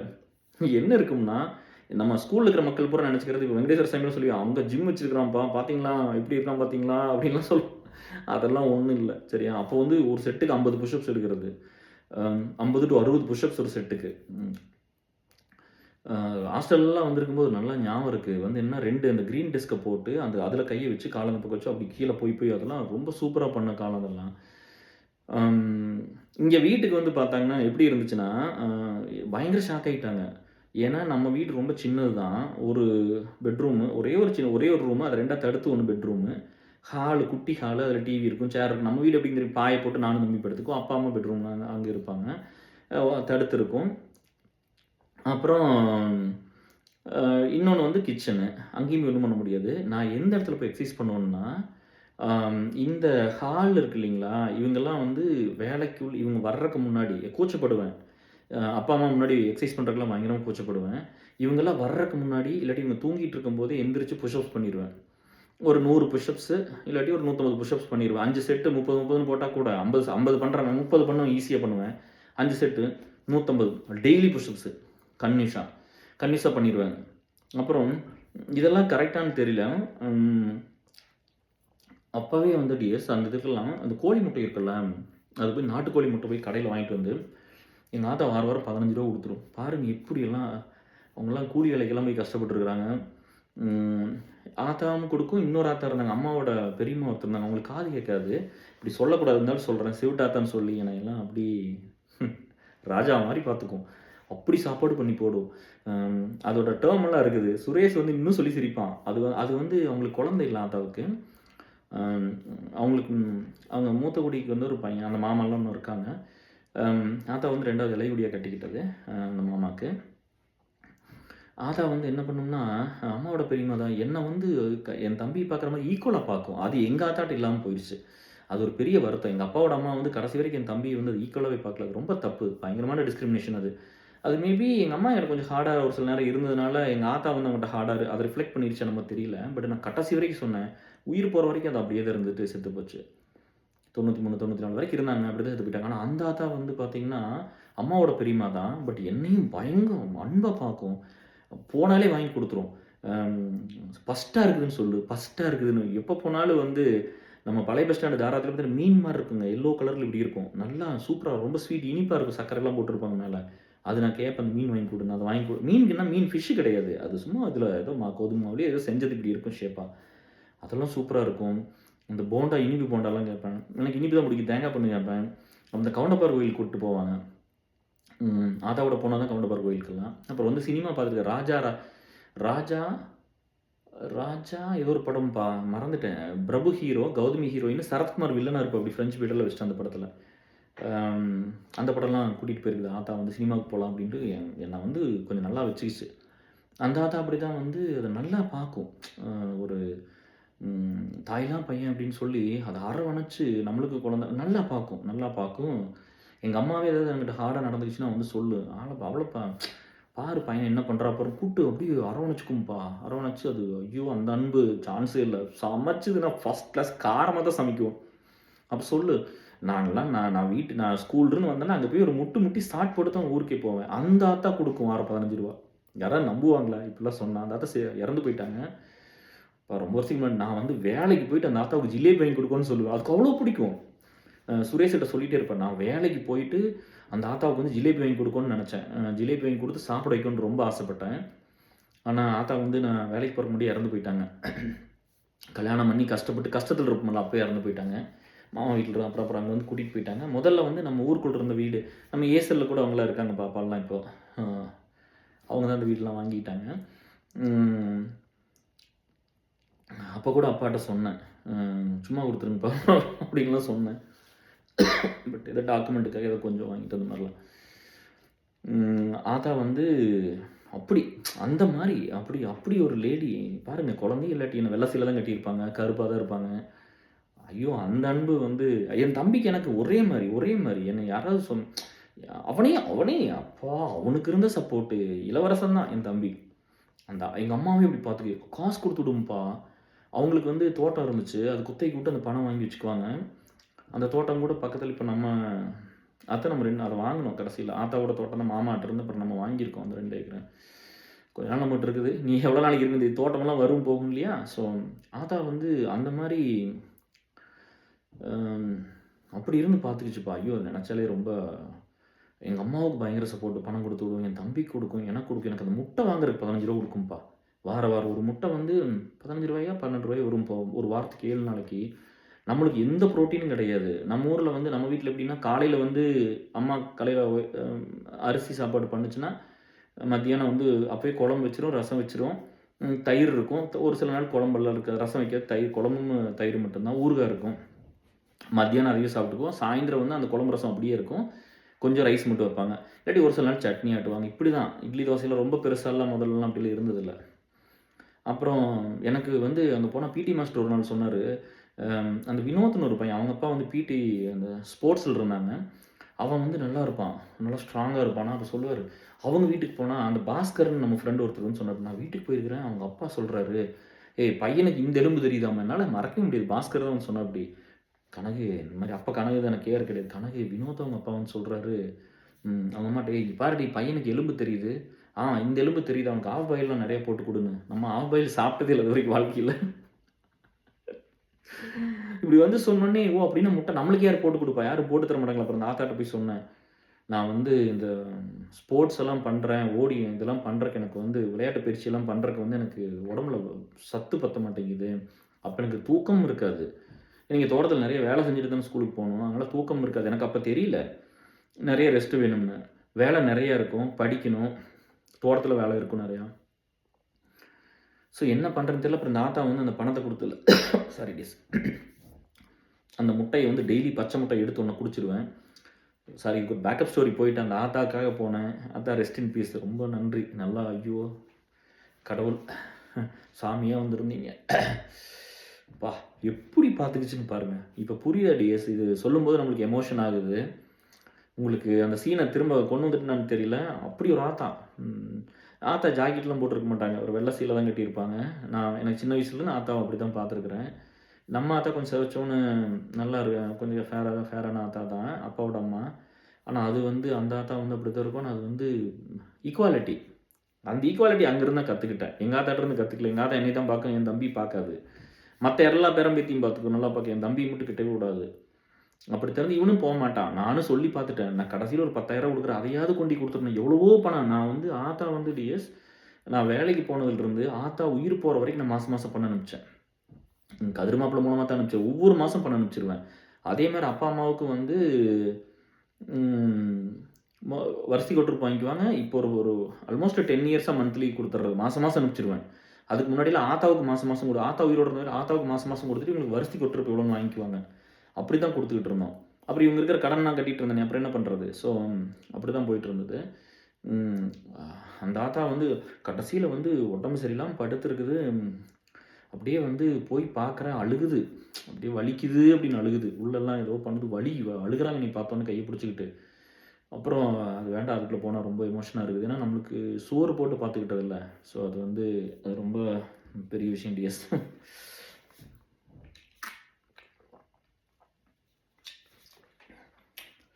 அதான் அனாதை பையன் நம்மளுக்கெல்லாம் சோறு போட்டு அப்படி வச்சு பார்த்துக்கிட்டதெல்லாம். ஐயோ! இதுதான் நான் அங்கேருந்து கற்றுக்கிட்டது. ஈக்குவாலிட்டி ஆத்தாகிட்டேருந்து. அந்த ஆத்தா நீ எப்படி ட்ரீட் பண்ணி ஃபீல் பண்ண வச்சது பாருங்க. இன்னைக்கு இப்போ சொன்னோன்னே ரொம்ப நல்லா பியூட்டிஃபுல்லாக ஸ்டார்ட் பண்ண நோட் எமோஷன் ஆகுது பாருங்க. கண்ணு கலங்குது, ஒரு வார்த்தை வந்து உடையுது, அப்படின்னு நெளிகிறேன் அவங்க முன்னாடி உட்கார முடியாமல். இப்படி தான் அந்த ஆத்தா. இதுதான் இந்த ஃபீல் வந்து நான் அதை உணர்ந்தேன். அப்போ வந்து நான் எல்லாத்துக்கும் இப்படி இருக்கும்னு நினச்சது வந்து அந்த தருணம் தான். அங்கேருந்து வந்த அந்த ஈக்குவாலிட்டின்னு ஒரு விஷயம் வந்து வாழ்க்கையில் நான் வந்து நினச்சது அங்கே தான். அப்போ அதை சொல்கிறேன் பாருங்க, அதை காலையில் எழுந்திரிச்சு இதில் வந்து என்னென்னு கேளுங்க, அந்த முட்டையை குடிச்சிட்டு போகிறது எங்கள் அப்பா அம்மாவுக்கு தெரியாமல் போகணும். இவங்க எது திட்டிடுவாங்களோ, ஏன்டா இதுக்கு வாரம் 10 ரூபா செலவு பண்ணி திட்டிடுவாங்களோன்னு போட்டு, எங்களுதில் வந்து எப்படி இருக்கும்னா 2 பாறைக்குழி பெருசு பெருசாக இருந்தது. அதுதான் இப்போ பாறை உடச்சி வச்சுருக்காங்க அந்த காலத்தில் வயசானவங்க எங்கள் முன்னாடி இருந்த ஜென்ரேஷன். அதில் மழை பெஞ்சு தண்ணி நிற்கும், இல்லாட்டி வந்து செடி முளைச்சி கிடக்கும் வேடையில். வின்டர் சீசனில் மழை பெய்கிற டைமில் தண்ணி நிற்கும். இல்லாட்டி அப்புறம் என்ன பண்ணுவோம், குடிச்சு அந்த மொட்டை கொண்டு குடிச்சிட்டு இவங்களுக்கு தெரியாமல் வாயில் உடச்சி ஊற்றி குடிச்சிட்டு அதை கொண்டு போட்டு வந்துடுவேன். அப்புறம் அது சில நேரம் இருக்கும், காக்கா தூக்கிட்டு போகும் பிடிக்கும். அப்புறம் தெரிஞ்சிருச்சு இவங்களுக்கு. பட் அதை குடிச்சிட்டு வந்து 50 ஒரு 150 புஷ்அப்ஸ். அதுக்கப்புறம் போய் பார்த்தோம்னா எக்ஸசைஸ் பண்ணுறது பார்த்தீங்கன்னா மொட்டை வண்டி அச்சு, மொட்டை வண்டி இருக்குல்ல, மொட்டை வண்டியில் வந்து ஒரு இரும்பு ராடு கனெக்ட் பண்ண தெரியுங்களா, 2 சக்கரத்தை கனெக்ட் பண்ணுமில்ல, அதுக்கு பேர் அச்சுன்னு சொல்லுவோம். நல்ல ராடு பெருசு அப்படி இருக்கும். அது வந்து எங்கள் மொட்டை வண்டி உடஞ்சி எங்கள் அப்பா அப்படி வச்சுருந்தாரு.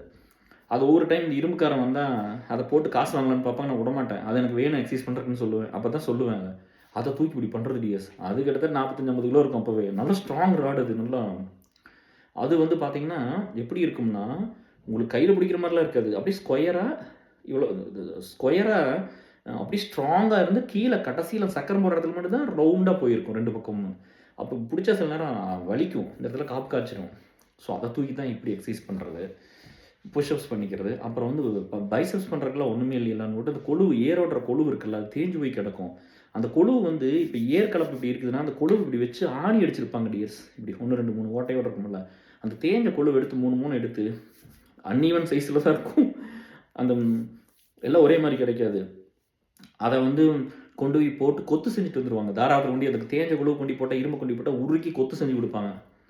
கொத்து செய்யணுமாங்க, அதெல்லாம் முடியாதுன்னு சொல்லி ஒரு 3 வாங்கி, அது வந்து பார்த்திங்கன்னா ஒரு கயிறு நரம்பு கயிற்றுல போட்டு கட்டி அந்த ஓட்டையில் விட்டு கட்டிங்கன்னா இந்த மாதிரி ஆயிக்குமா, இப்படி இருக்கும், ஒன்று இப்படி இருக்கும், ஒன்று இப்படி இருக்கும். அது வந்து இந்த பக்கம் 3 இந்த பக்கம் 3 2 அன்ஈவன் வெயிட்டாக தான் இருக்கும். ஒரு செட்டு இதில் பண்ணிட்டுனா திரும்ப மாற்றிக்குவேன், மாற்றி அடுத்த செட்டு இப்படி, அப்போ ஈவன் ஆகிக்குமில்ல. அப்படியெல்லாம் எக்ஸசைஸ் பண்ணி அதுக்கப்புறம் இங்கே வந்து பார்த்து பசங்கள்லாம் வந்து ஷாக் ஆகிட்டாங்க, இதை வச்சாடா எக்ஸசைஸ் பண்ணுற அப்படின்னு. அன்றைக்கெல்லாம் ஒன்றுமே இல்லை, அப்படி எக்ஸசைஸ் பண்ணி உடம்பை வந்து அந்த மாதிரி வச்சுருந்தோம். அது வந்து எனக்கு இப்போ தெரியாது. நம்ம பண்ண கொஞ்சம் கொஞ்சமாக உடம்பு பில்டாகி வரும்போது முகமே மாறி போச்சு. முகம் மாறி அந்த எண்ணம், நான் இதுக்கு தான் சொல்ல வர்றேன். நம்மளுக்கு ஒன்றுமே இல்லை, பெரிய சாப்பாடோ பெரிய ட்ரெஸ் இதெல்லாம் ஒன்றுமே இல்லை. அந்த முகம் மாறிடியஸ். நானாக வந்து சொன்னேன், தப்பாக எடுத்துக்காதீங்க. நம்ம இந்த சினிமாலாம் நடிக்க போகணும் அப்படின்லாம் இருந்தோம்ல, நம்மளுக்கு அதுதானே ட்ரீம். நம்ம ஒரு பெரிய ஹீரோ எம்ஜிஆர் மாதிரி வரணும், சரத்குமார் மாதிரி வரணும். அப்படி அப்போ எல்லாம் சொல்லுவாங்க, உனக்கு நல்ல முகம், நீங்கள் நல்லா பில்டு பண்ணி உள்ளே போனீங்க, வில்லனா உள்ளே போயிடும், அப்புறம் ஹீரோ ஆகிக்கலாம். நம்மளுக்கு சரத்குமார் ரூட்டெல்லாம் போட்டு வச்சுருந்தாரு, அந்த மாதிரிலாம் நம்ம யோசிப்போம். அப்புறம் அவ்வளோலாம் ஸ்ட்ராங்காக இருந்து அப்படிலாம் பில்டு பண்ணி வரும்போது முகம் மாறுது. எண்ணம் பாருங்களேன், நம்ம வந்து வாழ்க்கையில் ரொம்ப முக்கியம்.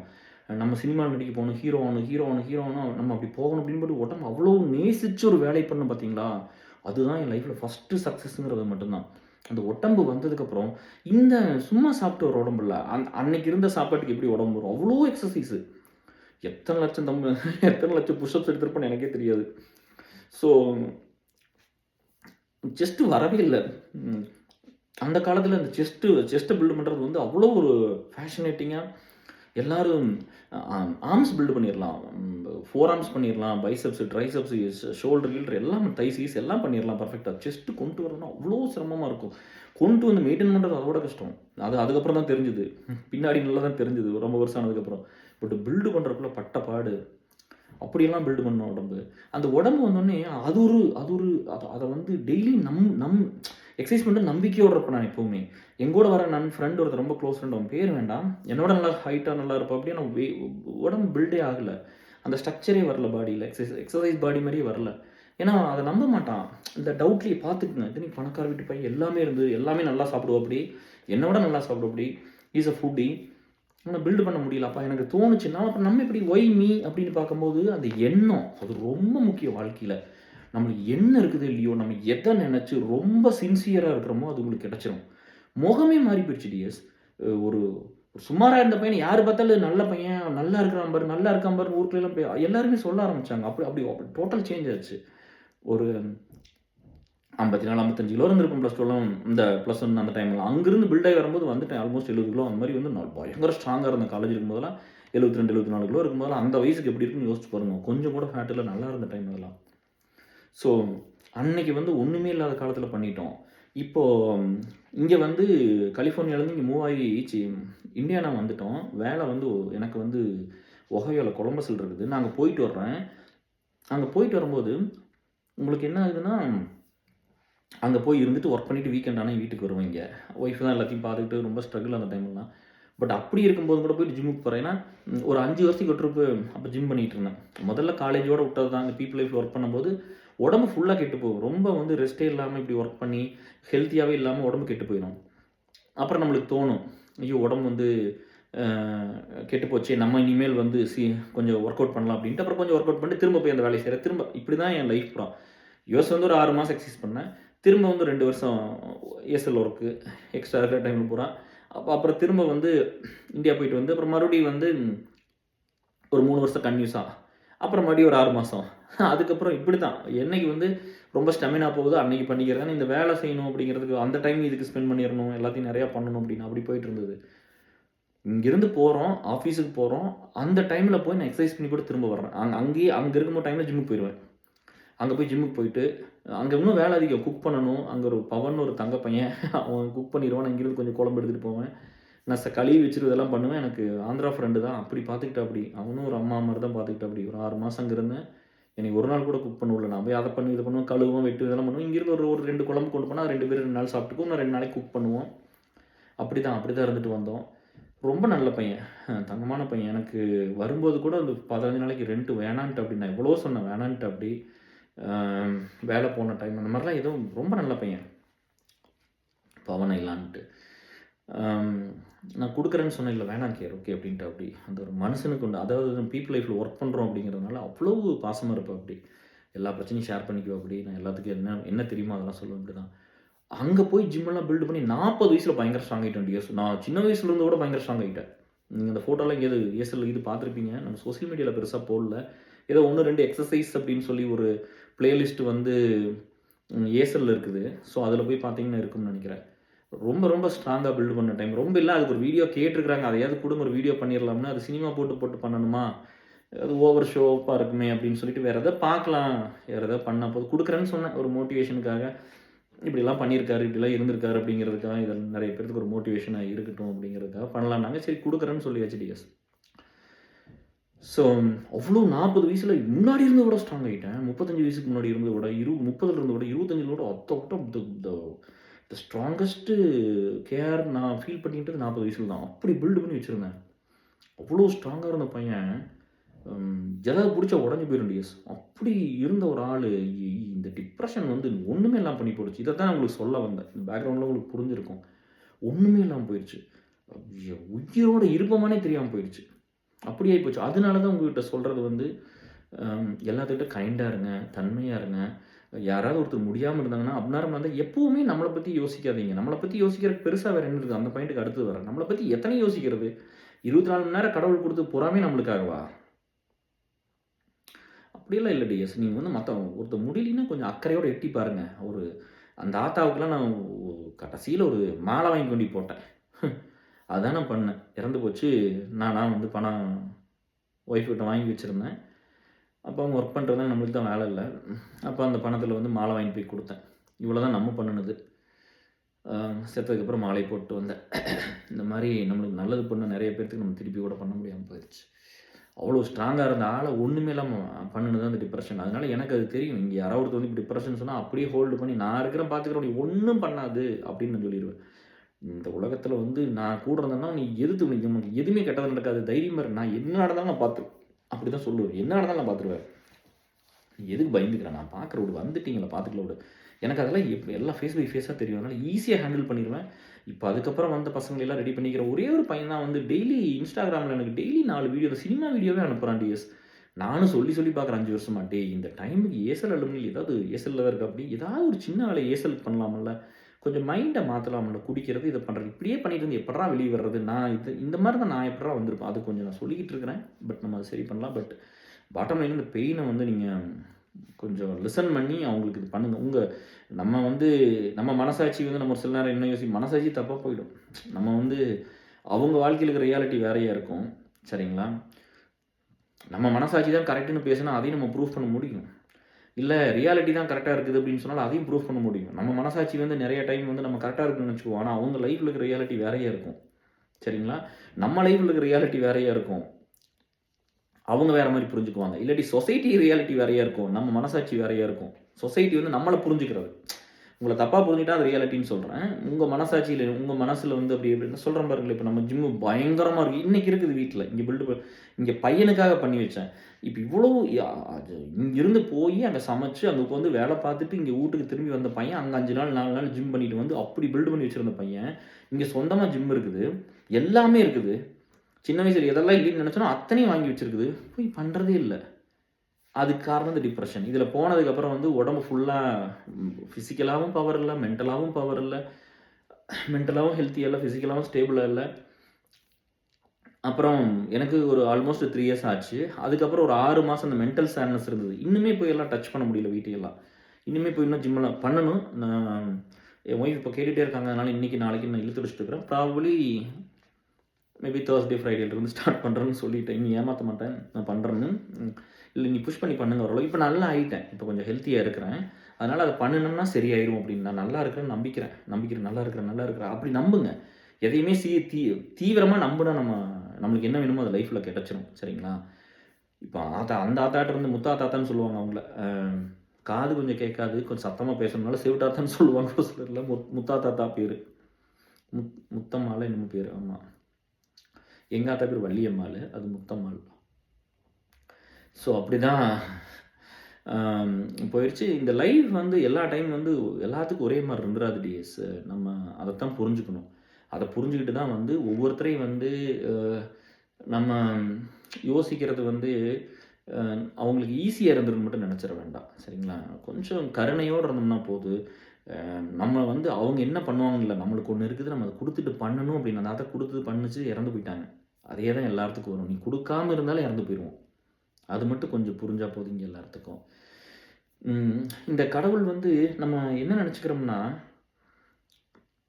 இங்கே எல்லாருமே ஒரு விஷயத்தை இந்த கடவுள் கொடுத்ததை அவருக்கு எடுத்துக்கவும் தெரியும். சரிங்களா? இப்போ நம்மளுக்கு எல்லாமே கொடுத்துருக்காரு. ஒரு ஃபேமிலிக்கு எல்லாம் கொடுத்துருப்பாரு. ஒருத்தருக்கு ரொம்ப ஸ்ட்ரகிளிங்கில் விட்டுருப்பாரு. கொடுத்தவனுக்கு அதை எடுத்துக்க தெரியும். அதனால் நம்மளுக்கு அந்த கைண்ட்னஸ் எப்போவுமே இருக்கணும். நீ ஸ்ட்ரகிளிங் ஸ்டேட்டில் கூட நீ கொஞ்சம் ஹார்டாக இருந்துடலாம். நான் ஒன்றுமே இல்லாத டைம், என் லைஃப்பில் ஒன்றுமே இல்லாத டைம், எனக்கு எந்த நம்பிக்கையும் இல்லாமல் ஒன்றுமே இல்லை, முன்னுக்கு வர்றதுக்கு ஒன்றுமே இல்லாத டைமில் நீங்கள் ஹார்டாக கூட இருந்துடலாம், தப்பு இல்லை. பட் இருக்க வேண்டாம். பட் ஜஸ்ட் சொல்கிறேன், ஆனால் நல்லா வந்ததுக்கப்புறம் நீங்கள் கைண்டாக இருக்கணும். அதில் எந்த டவுட்டுமே வேண்டாம். வாழ்க்கையில் நம்ம கொஞ்சம் பெட்டர் ஆகிட்டோம்னு வச்சுக்குவேன். உடனே கம்பேர் பண்ணி நம்மளுக்கு மேலே இருக்கிறவனு பார்க்காதீங்க. நம்ம பாஸ்ட் என்ன, அங்கிருந்து நம்ம இங்கே வந்திருக்கிறோம், அதை பார்த்தா போதும். இங்கே கம்பேரிசனே வேண்டாம். இங்கே காம்படிஷனே கிடையாது. இது ரன்னிங் ரேஸ் கிடையாது. லைஃப் ரன்னிங் ரேஸ்னு அது ஒரு ஈவெண்ட்டு. இந்த 1,00,000 ஈவெண்ட் இருக்கிற இந்த உலகத்தில் அது ஒன்று தான். அதை போய் எல்லாரும் ஓடணுங்கிறது இல்லை. வாழ்க்கை ஒரு வட்டம், வாழ்க்கை ஒரு ரன்னிங் ரேஸ், இப்படிலாம் யாரும் பேச வேண்டியதில்லை, லிசன் பண்ண வேண்டியதில்லை. வாழ்க்கை ரன்னிங் ரேஸே கிடையாது. இங்கே காம்படிஷன் யாருக்குமே கிடையாது. ஒரு வேலைன்னு போனால் ஒரு அப்ரைசல் இருக்குது, ஒரு ப்ரொமோஷன் இருக்கும், அது பண்ணுறதுக்கு ஏதோ அவங்க அந்த ஒரு தொழில் அதுக்கு அது பண்ணுறாங்க, அதோட சரி. வாழ்க்கைக்கு அதுக்கு சம்மந்தம் இல்லை. வாழ்க்கைங்கிறது அப்படிலாம் கிடையாது. சரி, அப்படி பார்த்தா எவ்வளவோ பேர் ப்ரொஃபஷனலாக பயங்கர சக்ஸஸ்ஃபுல்லாக இருக்கிறாங்க பிஸ்னஸில். ஏன் ஃபேமிலி இல்லை, ஏன் குழந்தை இல்லை? அப்போ அதில் பெஸ்ட்டாக இருக்கணும், இதில் பெஸ்ட்டாக இருந்திருக்கணும்ல, ஏன் இருக்க முடியல? ஸோ அதனால் கம்பேர் பண்ணாதீங்க. இது நம்ம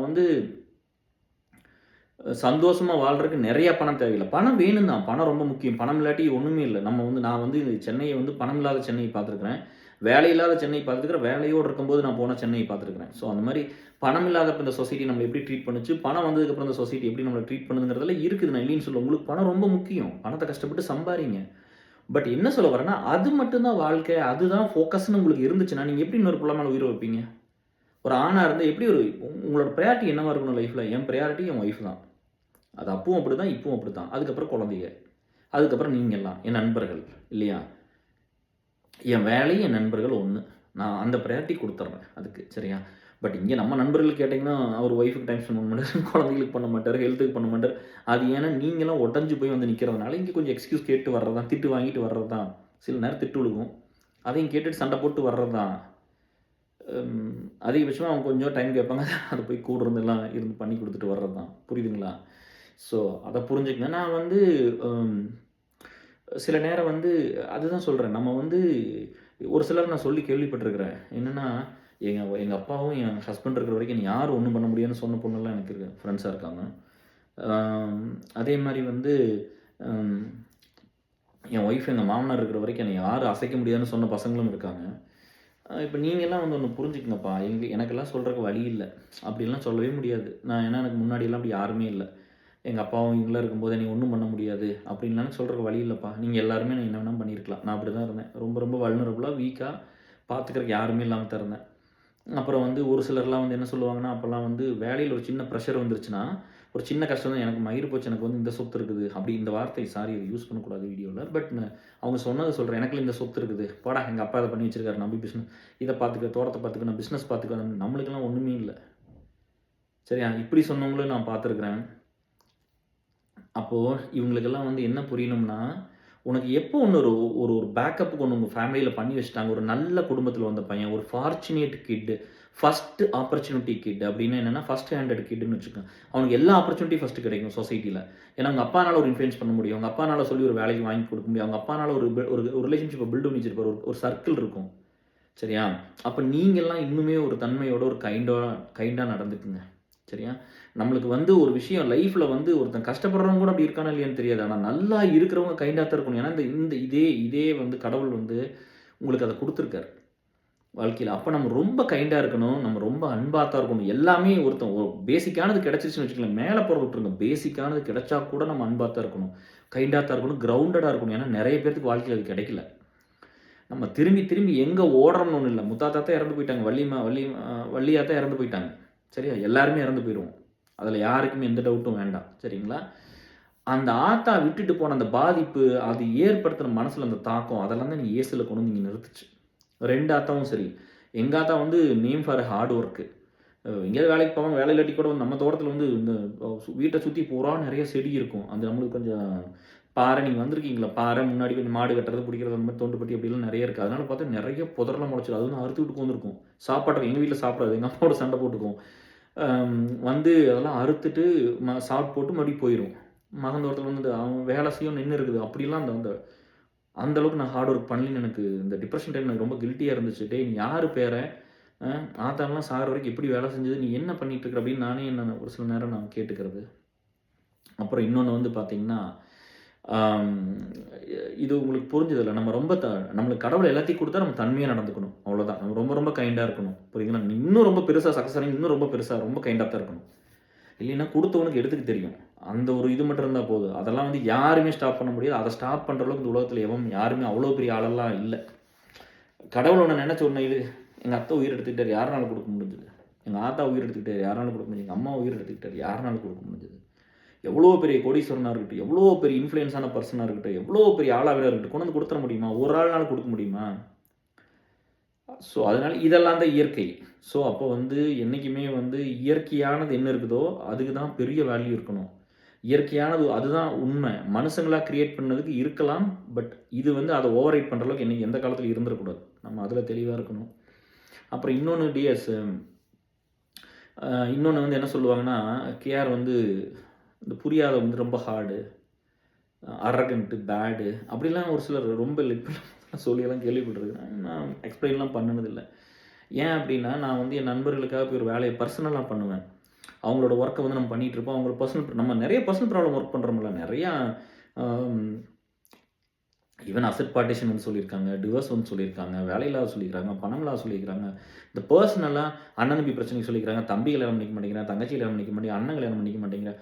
ஏசல்லலாம் ஒரு ஃப்ரெண்டு வந்து அது சொல்லலாமா? மேட்ரிமோனிலாம் இருக்குது. அப்போ அவங்க சொன்னாங்க, இந்த பவனத்தான் பார்த்தோம். இந்த நம்மளுக்கு சாப்பாடு பண்ணி போட்டப்போ கொலம்பஸில். அப்போ நான் சொன்னேன் இவங்ககிட்ட, சூப்பர் பையன்ப்பா, பொண்ணு பஞ்சாப். நான் சொன்னேன் இந்த மாதிரி பையன், நல்ல பையன் அப்படின்னு சொன்னங்காட்டி அந்த பொண்ணு சொல்லுதுமா, கேஆர் நீங்கள் கல்யாணம் பண்ணிக்கன்னு சொன்னால் நான் கல்யாணம் பண்ணிக்கணும்னு சொல்லிச்சு. எனக்கு அன்றைக்கி வந்து அத்தான இதாக இருந்துச்சு, பாரமாக இருந்துச்சு. அப்பா நம்மளுக்கு எவ்வளோ நம்புகிறாங்க. அவங்ககிட்ட போய் டேய் பிள்ளை எப்படி பிள்ளைன்னு பாடுறா. அப்புறம் ஏதோ அவங்க அம்மா ஜாதகம் கீதம் பார்த்து அப்புறம் சத்தம் போட்டேன்னு அப்புறம் அந்த பிள்ளை ஒரு டாக்டர் கல்யாணம் பண்ணிட்டு போயிட்டாங்க. பட் ஸ்டில் அவங்க அப்படி சொன்னோடனே எனக்கு இன்னும் கொஞ்சம் ஷிவரிங் வந்துருச்சு. அப்போ நம்ம இன்னும் எவ்வளோ பொறுப்பாக இருக்கணும், நம்ம இன்னும் இந்த வேலையை எப்படி பண்ணணும் அப்படிங்கிறது, அதை நம்ம பார்க்க வேண்டியதாக இருக்குது. அப்புறம் அப்போ வந்து நம்ம இந்த மாதிரி பீப்புள் லைஃப்பில் ஒர்க் பண்ணுறோம்ல, ஒர்க் பண்ணிவிட்டு ஒருத்தரோட பர்சனல் ப்ராப்ளத்துக்கு போய் ஒர்க் பண்ணுறதெல்லாம் ஒர்க் பண்ணிட்டு வரும்போது இவங்க வந்து இன்னொருத்தர் வெளியிலேருந்து அவங்களுக்கு இது என்னன்னே தெரியாது, என்ன நம்ம ஒர்க் பண்ணிக்கிறோன்னு தெரியாது. அப்போ நான் பண்ணுற வேலையை பார்த்துருப்பாங்களே, ஒரு ப்ராப்ளத்துக்கு இதுதானே சொல்யூஷன் இருக்கும். 1+1 2ன்னு தான் இருக்கும். 1+1 4 ஆகாதுல்ல. அதை நம்ம பண்ணிட்டு வந்தோம்னா அவங்க உடனே வந்து இவன் ஹார்டான பையன், இவன் இப்படி அப்படிலாம் சொல்லிலாம் கேள்விப்பட்டிருக்கிறேன். அது அவங்களுக்கு புரிய மாட்டேங்குது. அவங்க வந்து நம்ம மனசை கேட்டால் மனசாட்சி என்ன சொல்லும் அப்படிங்கிறது அவங்களுக்கு தெரிய மாட்டேங்குது. அவங்க பாட்டில் அந்த ஜட்ஜ்மெண்ட்டே யார் மேலே இருக்கக்கூடாது. ரீட் பண்ணலாம், ஒரு பர்சனை ரீட் பண்ணுங்கள், கற்றுக்க முயற்சி பண்ணுங்கள். எல்லாமே செல்ஃபு, எந்நேரம் ஐஃபோன், எந்நேரம் ஃபோனு, எந்நேரம் கேஜெட்ஸு, எந்நேரம் செல்ஃபுக்கு அப்படி இப்படின்னு அப்படி யோசிச்சு மண்டை பிச்சுக்கிட்டு போகிறதுக்கு கூட இருந்த நண்பர்களை மக்கள் ரொம்ப ரொம்ப ரொம்ப முக்கியம். நான் மட்டும் இந்த மக்கள் இல்லைன்னா எனக்கு டிப்ரெஷன் வந்திருக்கிறதுக்கு எந்த வழியும் இல்லை. நான் அதை உறுதியாக சொல்ல முடியும். நீங்கள் உயிர் போகிற நேரத்தில் ஒரு உண்மையான ஒரு நண்பன், இன்றைக்கி கூட பெரிய பெரிய ஆளுகள்லாம் ஏன் வந்து ஒரு ஸ்ட்ரோக்கு வந்து ஒரு மாதிரி பயங்கரமாக பாதிச்சு இப்படியெல்லாம் போயிடுறாங்க. ஒருத்தருமே அது ஏன்னா பார்த்தா அவங்க லைஃப்பில் அவ்வளோ வேக்யூம் இருக்குது, யாருமே இல்லைன்னு ஃபீல் பண்ணியிருப்பாங்க. நண்பர்கள் விட்டுட்டு போயிருப்பாங்க, ரிலேஷன்ஷிப் கட் ஆகியிருந்திருக்கும், கல்யாணம் பண்ணிக்க முடியாமல் இருந்திருக்கும், குழந்தைகள் இல்லாமல் இருந்திருக்க முடியும். அதனால தான் சொல்கிறேன், எல்லாருமே ஒரு ஃபேமிலியை பில்டு பண்ணிக்கோங்க, சரிங்களா? ஒரு ஃபேமிலி பில்டு பண்ணி உங்கள் ப்ரையாரிட்டி வந்து பணமாக இருக்கலாம், வேலையாக இருக்கலாம், அதை தாண்டி உங்கள் ஃபேமிலி பெருசுன்னு நீங்கள் யோசிக்கணும், சரியா? அப்போது எனக்கு வந்து இது இப்போ சொல்லலாம்னு நினைக்கிறேன், இதுக்கு முன்னாடி சொல்லலை. நம்ம நண்பர்கள்லாம் கொஞ்சம் ஃப்ரெண்ட்ஸ் எல்லாம் வந்து ட்ரீட்மெண்ட் எடுத்துகிட்டு இருந்தாங்க அந்த டைமில். சரி, குழந்தை இல்லாமலாம் ட்ரீட்மெண்ட் இப்போ நார்மல் ஆகிடுச்சு. பட் 15 வருஷத்துக்கு முன்னாடி பேக் இன் 15 இயர்ஸ் பேக்கு அப்போ வந்து அவங்களாம் எந்த சோசியல் மீடியாலேயும் இல்லை. அப்புறம் நான் வந்து கூப்பிட்டேன், ஏசலுக்கு போய் கூப்பிட்டேன், வாங்க. இப்போ எனக்கு தெரிஞ்சவங்கள தானே போய் கூப்பிட முடியும், வாங்க அப்படிங்கும்போது, இல்லைப்பா அப்புறம் நம்மகிட்ட உண்மையை சொல்லுவாங்கல்ல, இந்த மாதிரி வந்து குழந்தை இல்லைப்பா என்கிட்ட, இந்த மாதிரி நம்ம ட்ரிப்பெல்லாம் போனால் கூட எங்களை 2 இந்த மாதிரிலாம் கன்சிடர் பண்ணுறாங்கப்பா, அவங்களாம் ஃபேமிலியாமா, அதனால் யார்கிட்டும் போகிறதில்ல, எதுவும் பண்ணுறது இல்லைங்க கேர், நான் எங்கேயும் வரல, தப்பாக நினச்சிக்காத கேர், நான் வரல கேர் அப்படின்னா, அப்படி நீங்களாம் வரலன்னா எப்படி நான் ஏசல் பில்டு பண்ணணும், நீங்களாம் வாங்கன்னு சொன்னால் அப்படி ஒரு 15 பேர் வந்தாங்கப்பா. ஐயோ, உங்களுக்கெல்லாம் பெரிய நன்றிப்பா. அவங்க வந்து எங்கேயும் போகாதவங்க ஏசலில் வந்து உட்காந்துருந்தாங்க. அப்போ எல்லாத்துக்கும் 7-8 பேருக்கு இப்போ குழந்தை பிறந்துருச்சு. பட் அவங்களோட ஒரு ஜேர்னி இருக்குது. இது எங்கேயுமே நான் சொன்னதில்லை. அவங்களோட வந்து வாரத்துக்கு ஒரு ட்ரிப் கூப்பிட்டு கேட்பேன், 10 நாளைக்கு ஒரு ட்ரிப் கேட்பேன், எங்கே போனீங்க, எந்த ஹாஸ்பிட்டல் எப்படி போயிட்டுருக்கு, எல்லாம் ஓகேவா, மனசு விடாதீங்க. அப்போ வந்து ஒரு ஃப்ரெண்டு சொன்னாருங்க, என்னால் வாழ்க்கையில் வந்து நான் எங்கேருந்து கற்றுக்கிட்டு வந்துட்டேன் அப்படின்னா, நீங்கள் சொல்கிறீங்கல்ல, இந்த படிப்பும் இந்த அறிவும் இதையெல்லாம் தாண்டி இந்த மனுஷனுங்கிட்ட படிச்சது இருக்குல்ல, அந்த மக்கள்கிட்ட படித்த படிப்பு ரொம்ப பெருசுங்க. இதுக்கு நான் சொன்ன பாரு, நீங்கள் எத்தனை 31 வருஷத்துக்கு எத்தனை பிஹெச்டி கொடுப்பீங்க? 5-6 வருஷம் ஒரு பிஹெச்டியா?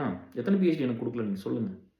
அப்போ அவர் வந்து சொல்கிறாரு, என்கிட்ட வந்து சொன்னார், அது வரைக்கும் வந்து நான் இப்போ ஒரு 2 நாளைக்கு முன்னாடி இந்த ஸ்னோ ஒன்று போட்டிருந்தோம் இல்லைங்களா, ஸ்னோ ஒரு வீடியோ போட்டிருந்தேன். அதில் உள்ளே வரும்போது உள்ளே வந்து போகிற மாதிரி வெளியில் ஃப்ரண்ட் டோரில் காமிச்சேன், வெளியில் சொல்லும், பேக் சைடு காமிச்சா இன்னும் கொஞ்சம் ஒயிட்டாக நல்லா பெருசு பெரிய ஏரியா தெரியும் அப்படின்ட்டு வரும்போது ஒரு சில ட்ரோஃபீஸ் எல்லாம் காமிச்சேன், எங்கள் கிட்ஸ் வாங்கினேன்னு சொல்லி.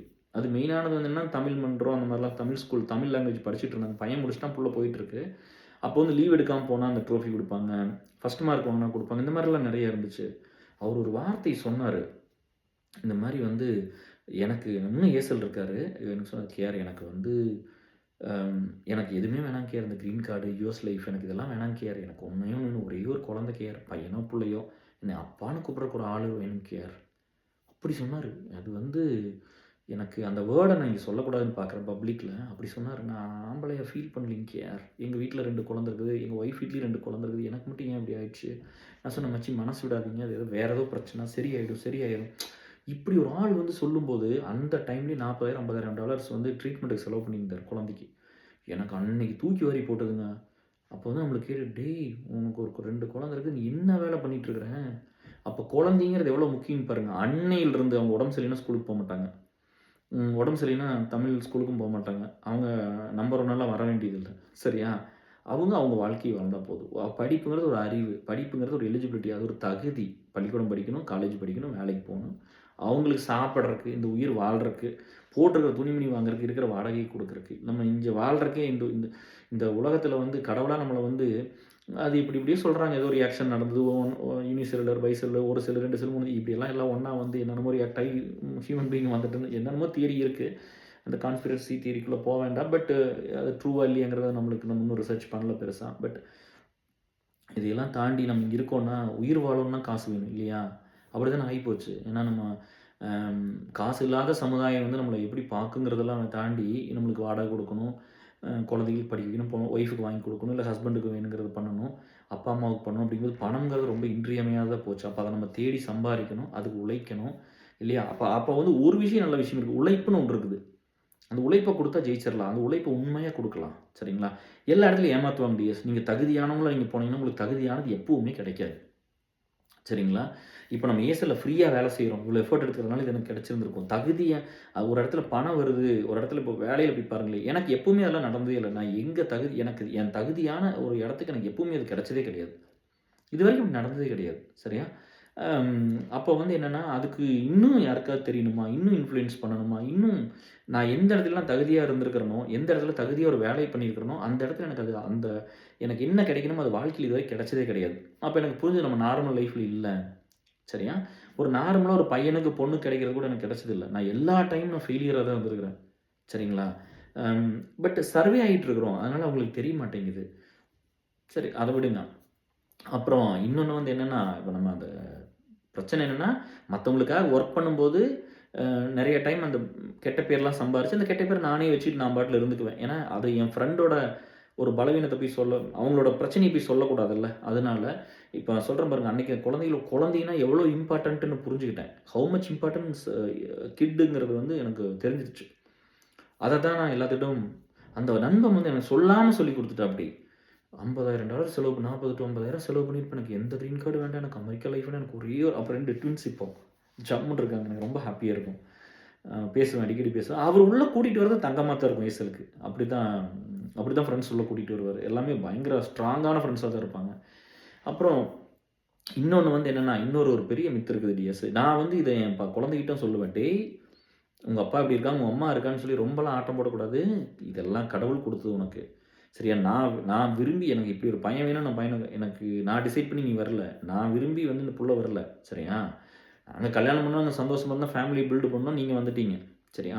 இது வந்து அப்பா, அம்மா ஆசைப்பட்டு இந்த பையன் வேணும், இந்த புள்ள வேணும்லாம் பெத்துக்கல. சரியா? இதெல்லாம் கடவுளா பார்த்து ஏதோ சம்திங் எங்க 2 பேத்துக்கு மீறின சக்தி. எங்க அப்பாவும் அம்மாவும் டிசைட் பண்ண முடியாம யாரோ நம்மள தாண்டி வெளியில ஏதோ ஒரு சக்தி இத டிசைட் பண்ணி இங்க அனுப்பிச்சிருக்குது. அதனால வந்து அந்த சக்தி தான் பெரிய சக்தி. அது எது வேணா இருக்கலாம். கர்மாவா இருக்கலாம், கடவுளா இருக்கலாம், வேற என்ன வேணா இருந்துட்டு போது விட்டுருங்க. அது நம்ம மனுஷ சக்தி கிடையாது. அப்போ அது வந்து அ எடுத்துக்கவும் தெரியுது. இல்லையா? இல்லாட்டி பிறப்பு, இறப்பெல்லாம் ஒண்ணு இருக்குல்ல. அது எடுத்துக்கவும் தெரியும். அதனால கைண்டா இருந்துக்கோ, தன்மையா இருந்துக்கோ, எல்லாத்துக்கிட்டும் கிரவுண்டடா இரு, எல்லாத்துக்கிட்டும் வந்து ஹெல்ப்ஃபுல்லா இரு. மத்தவங்க நீ நல்லா இருக்கிறீன்னா, இங்க வேலைக்கு போற சில பசங்கள இருக்கவங்க கூட்டிட்டு வந்து ஸ்லீப் ஓவர் பண்ண அப்படி. நான் சொன்னேன், அவங்ககிட்டலாம் ரொம்ப கைண்டா நடந்துக்கணும். உனக்கு என்ன ஹெல்ப் வேணாலும் நீ பண்ணி குடுக்கணும்னு நான் அப்படிதான் நம்ம சொல்லி தர்றது குழந்தைகிட்டலாம். அப்புறம் எப்படிங்க கேர் இதெல்லாம் வந்துருச்சு அப்படின்னு, எப்படிங்க கேர் இதெல்லாம் நீங்க பண்ணுனீங்க? இவ்வளோ தூரம் தோத்துருக்குன்னு சொல்றீங்க அப்படிங்கிறத நான் தெளிவா சொல்றேன். நெறைய இடத்துல சொல்லல. I am not good at socialising. சரிங்களா? ஆம், அது சொன்னா உங்களுக்கு ரொம்ப ஷாக்கிங்கா இருக்குல்ல. I am not good at socialising. எனக்கு வந்து புது ஃப்ரெண்ட்ஸ் இனிஷியேட்டே பண்ண தெரியாது. போற இடத்துலலாம் 10 ஃப்ரெண்ட்ஸோடலாம் எனக்கு புடிச்சுக்கலாம் தெரியாது. போற இடத்துல ஒரு கூட்டத்த கூட்டிட்டு சுத்தவலாம் எனக்கு தெரியாது. சரியா? இவங்க பார்க்குறது என்னன்னா, எங்க போனாலும் கூட்டம் வருது. எங்க போனாலும் அவங்க ஃப்ரெண்ட்ஸ் இருக்காங்க. எங்க போனாலும் பீப்பிள் இருக்காங்க அப்டின்லாம். இவங்களுக்கு என்ன தெரியலன்னா, அதுக்கு பின்னாடி இருக்க பேக்கிரவுண்ட் ஒர்க் வந்து 1,000,000 டன் அது. அது அவங்களுக்கு தெரியவே மாட்டேங்குது. நான் எந்த இடத்துக்கு போனாலும் என்னால டக்குன்னு போய் ஒரு புது ஃப்ரெண்ட்ஸ்லாம் இனிஷியேட் பண்ணிக்க முடியாது. எனக்கு அந்த குறை இருக்குது. நான் அதில வீக் தான். எனக்கு அந்த வீக்னஸ் இருக்குது. நான் போற இடத்துக்கு வந்து புதுசாலாம் டக்குன்னு ஃப்ரெண்ட்ஸ்லாம் புடிச்சுலாம் பழகிக்க மாட்டேன். எனக்கு எப்படி தோணும்னா, என்னால இனிஷியேட்டே பண்ண முடியாது. புது ஃப்ரெண்ட்ஸ்ட்டலாம் போன இடத்துல ஒரு குரூப்ப கூட்டிட்டு இங்க சுத்துறது, அங்க சுத்துறது இது பண்ணி எனக்கு அது வராது. ஏன்னா, நான் சின்ன வயசுலருந்தே வளரும்போது நம்மள யாருமே ஏன்னு கேட்காம, நம்மளுக்கு வேணுங்கிறது ப்ரிஃபரன்ஸ், ஃபேவரைட் இதெல்லாம் கேட்காம நம்ம அப்படியே இருந்தனால ஒரு ஒரு ஷெல்லுக்குள்ள போய் வளர்ந்த பையன் நானு. உலகமே இவ்வளோதான் அப்படின்னு ஒரு குறுகிய வட்டத்துக்குள்ள வளர்ந்த பையன் நானு. அப்போ எப்படி இதெல்லாம் பாசிபிள் ஆச்சு அப்படின்னு கேட்குறீங்க. நல்லா யோசிச்சு பாருங்க. ஏசல் எப்பவும் என்ன சொல்லுவேன், எல்லாத்துட்டும் 20 வருஷமா நான் ஒண்ணு தான் சொல்லியிருக்கேன். உங்க ஃப்ரெண்ட்ஸ கூட்டிட்டு வாங்க, உங்க ஃப்ரெண்ட்ஸ கூட்டிட்டு வாங்க, உங்க ஃப்ரெண்ட்ஸ கூட்டிட்டு வாங்க. நான் வந்து அவ்வளோ பப்ளியா இருந்து போற இடத்துல எல்லாம் போய் நெறையா ஃப்ரெண்ட்ஸ பஞ்ச் ஆஃப் ஃப்ரெண்ட்ஸ புடிச்சுக்க முடியும்னா, நான் கொண்டு வந்து ஏசல்ல சேர்த்து விட்டுருவேனே. நான் எதுக்கு உங்களே கேட்கிறேன். எஸ். அலுமினி ஃப்ரெண்ட்ஸ கூட்டு வாங்க. நம்ம வீடியோலயே எவ்வளோ சொல்லியிருப்பேன். உங்ககிட்ட நான் எவ்வளோ ரெக்வெஸ்ட் பண்ணியிருப்பேன். ஏன்னா எனக்கு அது வராது. அது அது சுபா அது நேச்சராவே போயிடுச்சு. ஏன் அப்படின்னா, இப்ப வந்து என்னன்னா, இப்ப உங்களுக்கு ஒரு உதவி வேணும்னு ஒரு ஒரு உங்களுக்கு ஒரு உதவி வேணும். இப்ப எங்க கூட இருக்க ஒரு பையனுக்கு ஒரு உதவி வேணும், பொண்ணுக்கு உதவி வேணும் அப்படின்னா, இந்த சோ அண்ட் சோட்ட போனா நடக்கும்னா நான் கூட்டிட்டு போயிருவேன். வாங்க போலாம் அப்படின்னு போய் பார்த்து இன்ட்ரோடியூஸ் ஆயி ஒரு ஒரு காரண காரியமா, ஒரு ஆர்கானிக்கா, ஒரு நேச்சுரலா அந்த ப்ராசஸ் இருந்தா தான் என்னால பண்ண முடியும். ஃப்ரெண்ட்ஸ் பிடிக்கவன்லாம் போய் பண்ண முடியாது. வாங்க ஃப்ரெண்ட்ஸ் பிடிச்சிக்கலான்னு சோறாக்கி போட்டு, சாப்பாடாக்கி போட்டு வீட்டுக்கு வர சொல்லி நம்ம வீட்டுக்கு அப்படிலாம் பண்ண மாட்டேன். எனக்கு இந்த விசா வேணும், எனக்கு இந்த வேலை வேணும், இந்த மாரி ஒண்ணு இருக்குது, உங்களுக்கு நாலேட்ஜ் இருக்குதுன்னு சொன்னாங்க. இது கொஞ்சம் சொல்ல முடியுமா? ஷேர் பண்ணிக்க முடியும். இப்படி தான் எனக்கெல்லாம் ஃப்ரெண்ட்ஷிப் வந்து இனிஷியேட் ஆனா தான் எனக்கு அது ஒரு ஹார்ட்டுக்கு வந்து ஒரு ஒரு ஒத்துக்கிற மாரி இருக்கும். சும்மா வந்து பேருக்கு போய் ஒருத்தர் நண்பர்கள் வேணும்னுலாம் எங்கேயும் போய் அப்படிலாம் இருந்ததில்ல. நம்ம இப்படி தான் இருப்போம். ஒரு இடத்துல மீட் பண்ணுவோம். மீட் பண்ணி அது ஒரு ஒரு நேச்சுரல் ப்ராசஸா தான் நடந்திருக்குது. எனக்கு இனிஷியேட்லாம் பண்ணி அப்படிலாம் கண்டிப்பா பண்ண தெரியாது. அப்படி தான் நான் எதுக்கு எல்லாத்தையும் கூட்டு வர சொல்றேன் உங்கள. எல்லாமே என் ஃப்ரெண்ட்ஸா கூட எனக்கு அது ரொம்ப ஈஸி இல்ல. ஏன்னா என் ஃப்ரெண்ட்ஸ கொண்டு வந்து ஏசல்ல போட்டு எனக்கு பிரச்சனை இல்லையே. அலுமினில போட்டு எனக்கு பிரச்சனையே இல்லையே. என்னோட நம்ம பில்ட் பண்ண கம்யூனிட்டி பூரா என் ஃப்ரெண்ட்ஸா இருந்திருக்கலாம்ல. அப்படி இல்லவே இல்ல. என் ஃப்ரெண்ட்ஸ் எவ்வளோ பெர்சென்ட் ரொம்ப குறைவு. உங்க ஃப்ரெண்ட்ஸ் தான் அதிகம். பட் இன்னொரு டேலண்ட் இருந்துச்சு நேச்சுரலா என்னன்னா, நம்ம இந்த மாரி ஒரு நேச்சர் இருந்ததுனால உங்க ஃப்ரெண்ட்ஸ் என் ஃப்ரெண்ட்ஸ் ஆயிட்டாங்க. ஏன்னா நம்ம அவங்கள பார்க்குறது எப்படி, அவங்கள ட்ரீட் பண்ணுறது எப்படி, ஓகே. இப்போ வந்து வீரகுமார் ஃப்ரெண்டா? ஓகே. கௌரவ் ஃப்ரெண்டா? ஓகே. கோபு எல்லாத்தையும் நம்ம நண்பர்களா தான் பார்க்குறது. ஒரு ஃப்ரெண்டு வந்து இப்போ ஏசல் இத்தனை பேர் வந்துட்டாங்கல்ல. ஒரு பையன் வந்து கேஆர் வந்து நான் இத்தனை பசங்கள கூட்டிட்டு வந்தேன். கேஆர் இந்த மாரி ஒரு கெட்டத பண்ணிட்டாருன்னு ஒருத்தர் கூட இதுவரைக்கும் சொன்னதில்ல. நான் இத்தனை புள்ளைகள கூட்டிட்டு வந்தேன். கேஆர் இந்த மாரி பண்ணிட்டாருன்னு இதுவரைக்கும் யாரும் சொன்னதில்ல. ஏன்னா நான் அப்படி பண்ணவே மாட்டேன். கிட்டவே போமாட்டேன். என்ன வேணுமோ அத மட்டும் தான் பண்ணி குடுப்பேன். நம்மளுக்கு என்ன வேணாலும் அத கேட்பேன். இப்படிதான். சரியா ரொம்ப ஹெல்த்தியா வச்சுக்கணும் தான் பயங்கர கான்ஷியஸா இருப்பேன் அதையெல்லாம். மிஸ் ஹேண்ட்லிங்கோ அதெல்லாம் எப்பவுமே இருக்காது. ரொம்ப அன்பா இருக்கு. தப்பு பண்ணா திட்டுறது தான். அதுலலாம் டவுட்லாம் இல்ல. ஒண்ணு புரியாம இருந்தாலும் எக்ஸ்ப்ளைன் பண்றது தான். அத கேட்டுக்கணும்ல. இப்ப நம்ம எப்படி ஒரு எலக்ட்ரானிக்ஸ் வாங்குனா அருண்ட்ட போறோம். இல்லைங்களா? அப்ப வந்து ஒரு ட்ரெஸ் எடுத்துக்கணும் இப்படி வேணும்னா சுரேஷ்ட்ட போவேன். அந்த மாரி வந்து நம்மளுக்கு பீப்பிள் லைஃப்ல ஒர்க் பண்ணி இவ்வளோ நாள் ஒர்க் பண்ணிக்கிறம்போது, இப்ப இங்க இது தப்பு. இதுவரைக்கும் நான் ஃபாலோ பண்ணியிருக்கிறோம். இது தப்புன்னு இன்னைக்கு தெரிஞ்சதுன்னா மாத்திக்கணும்ல. ஸோ அதுதான் ஒரு சில நேரம் சொல்லும்போது அவங்களுக்கு புரியாம இருக்கும் டேஸ். அப்புறம் இவ்வளோ வீக்னஸ் தான் இருந்தது. இவ்வளோ வீக்னஸ், இவ்வளோ வல்னரபிலிட்டி இப்படியெல்லாம் தான் வந்து எப்படி ஏசல் ஃபார்ம் ஆச்சுன்னா, எனக்கு வந்து என்னால ஒண்ணுமே பண்ண முடியாது. சரிங்களா? ஆனா ஒருத்தரோட வலி புரிஞ்சுது. அப்ப அந்த வலி புரிஞ்சா உடனே போய் ரியாக்ட் பண்ணி, உடனே சூப்பர் ஹீரோவா போய் 10 பேர்த்த அடிச்சு போட்டெல்லாம் பண்ணிற முடியாது. அப்போ பலவீனமான ஒரு பையன், மத்தவங்களோட வலிய மட்டும் எனக்கு ஏன் வந்து கடவுள் அத மனசுல போட்டு எல்லாரும் பார்க்குறாங்க, எல்லாரும் நார்மலா போயிடுறாங்க. எனக்கு மட்டும் வலிக்குது. எனக்கு வந்து யோசிச்சுக்கிட்டே இருக்கிறேன் அவங்கள பத்தி. என்னடா இவங்களுக்கு இன்னும் எப்படி இப்படியாச்சு, இப்படி ஆச்சு, நம்ம என்ன பண்ணலாம்? அப்படின்னு ஒரு தாட் வருது. அதுக்கப்புறம் தான் இதெல்லாம் ஸ்டார்ட் ஆகுது. அப்போ இங்க வந்து எப்பவுமே நம்ம ஒரு பெரிய நம்மள சுத்தி 100 பேரு, பெரிய பணம், பெரிய புகழ், பெரிய ஆளா, அப்படி ஒரு 10 அடி இருந்துகிட்டு இப்படி அப்படிலாம் ஒரு ஆள் தேவையில்ல. ரொம்ப கடவுள் நம்மளுக்கு என்ன குடுத்தாரோ அது போதும். சரியா? உள்ள இருக்கிற ஆர்கான்ஸ் எல்லாத்துக்கும் ஒண்ணு தான. பெருசு சிறுசு வேணா இருக்கலாம். ஹைட்டா இருந்தா ஹார்ட் மாரி லென்த்தா இருக்குமா கொஞ்சம் தெரியல. ஸோ கடவுள் குடுத்து வச்சு எனக்கு வந்து நம்மளுக்கு 1000 வீக்னஸ் இருந்தா கூட என்கிட்ட என்ன இல்லைன்னு நான் நினைக்கவே இல்ல.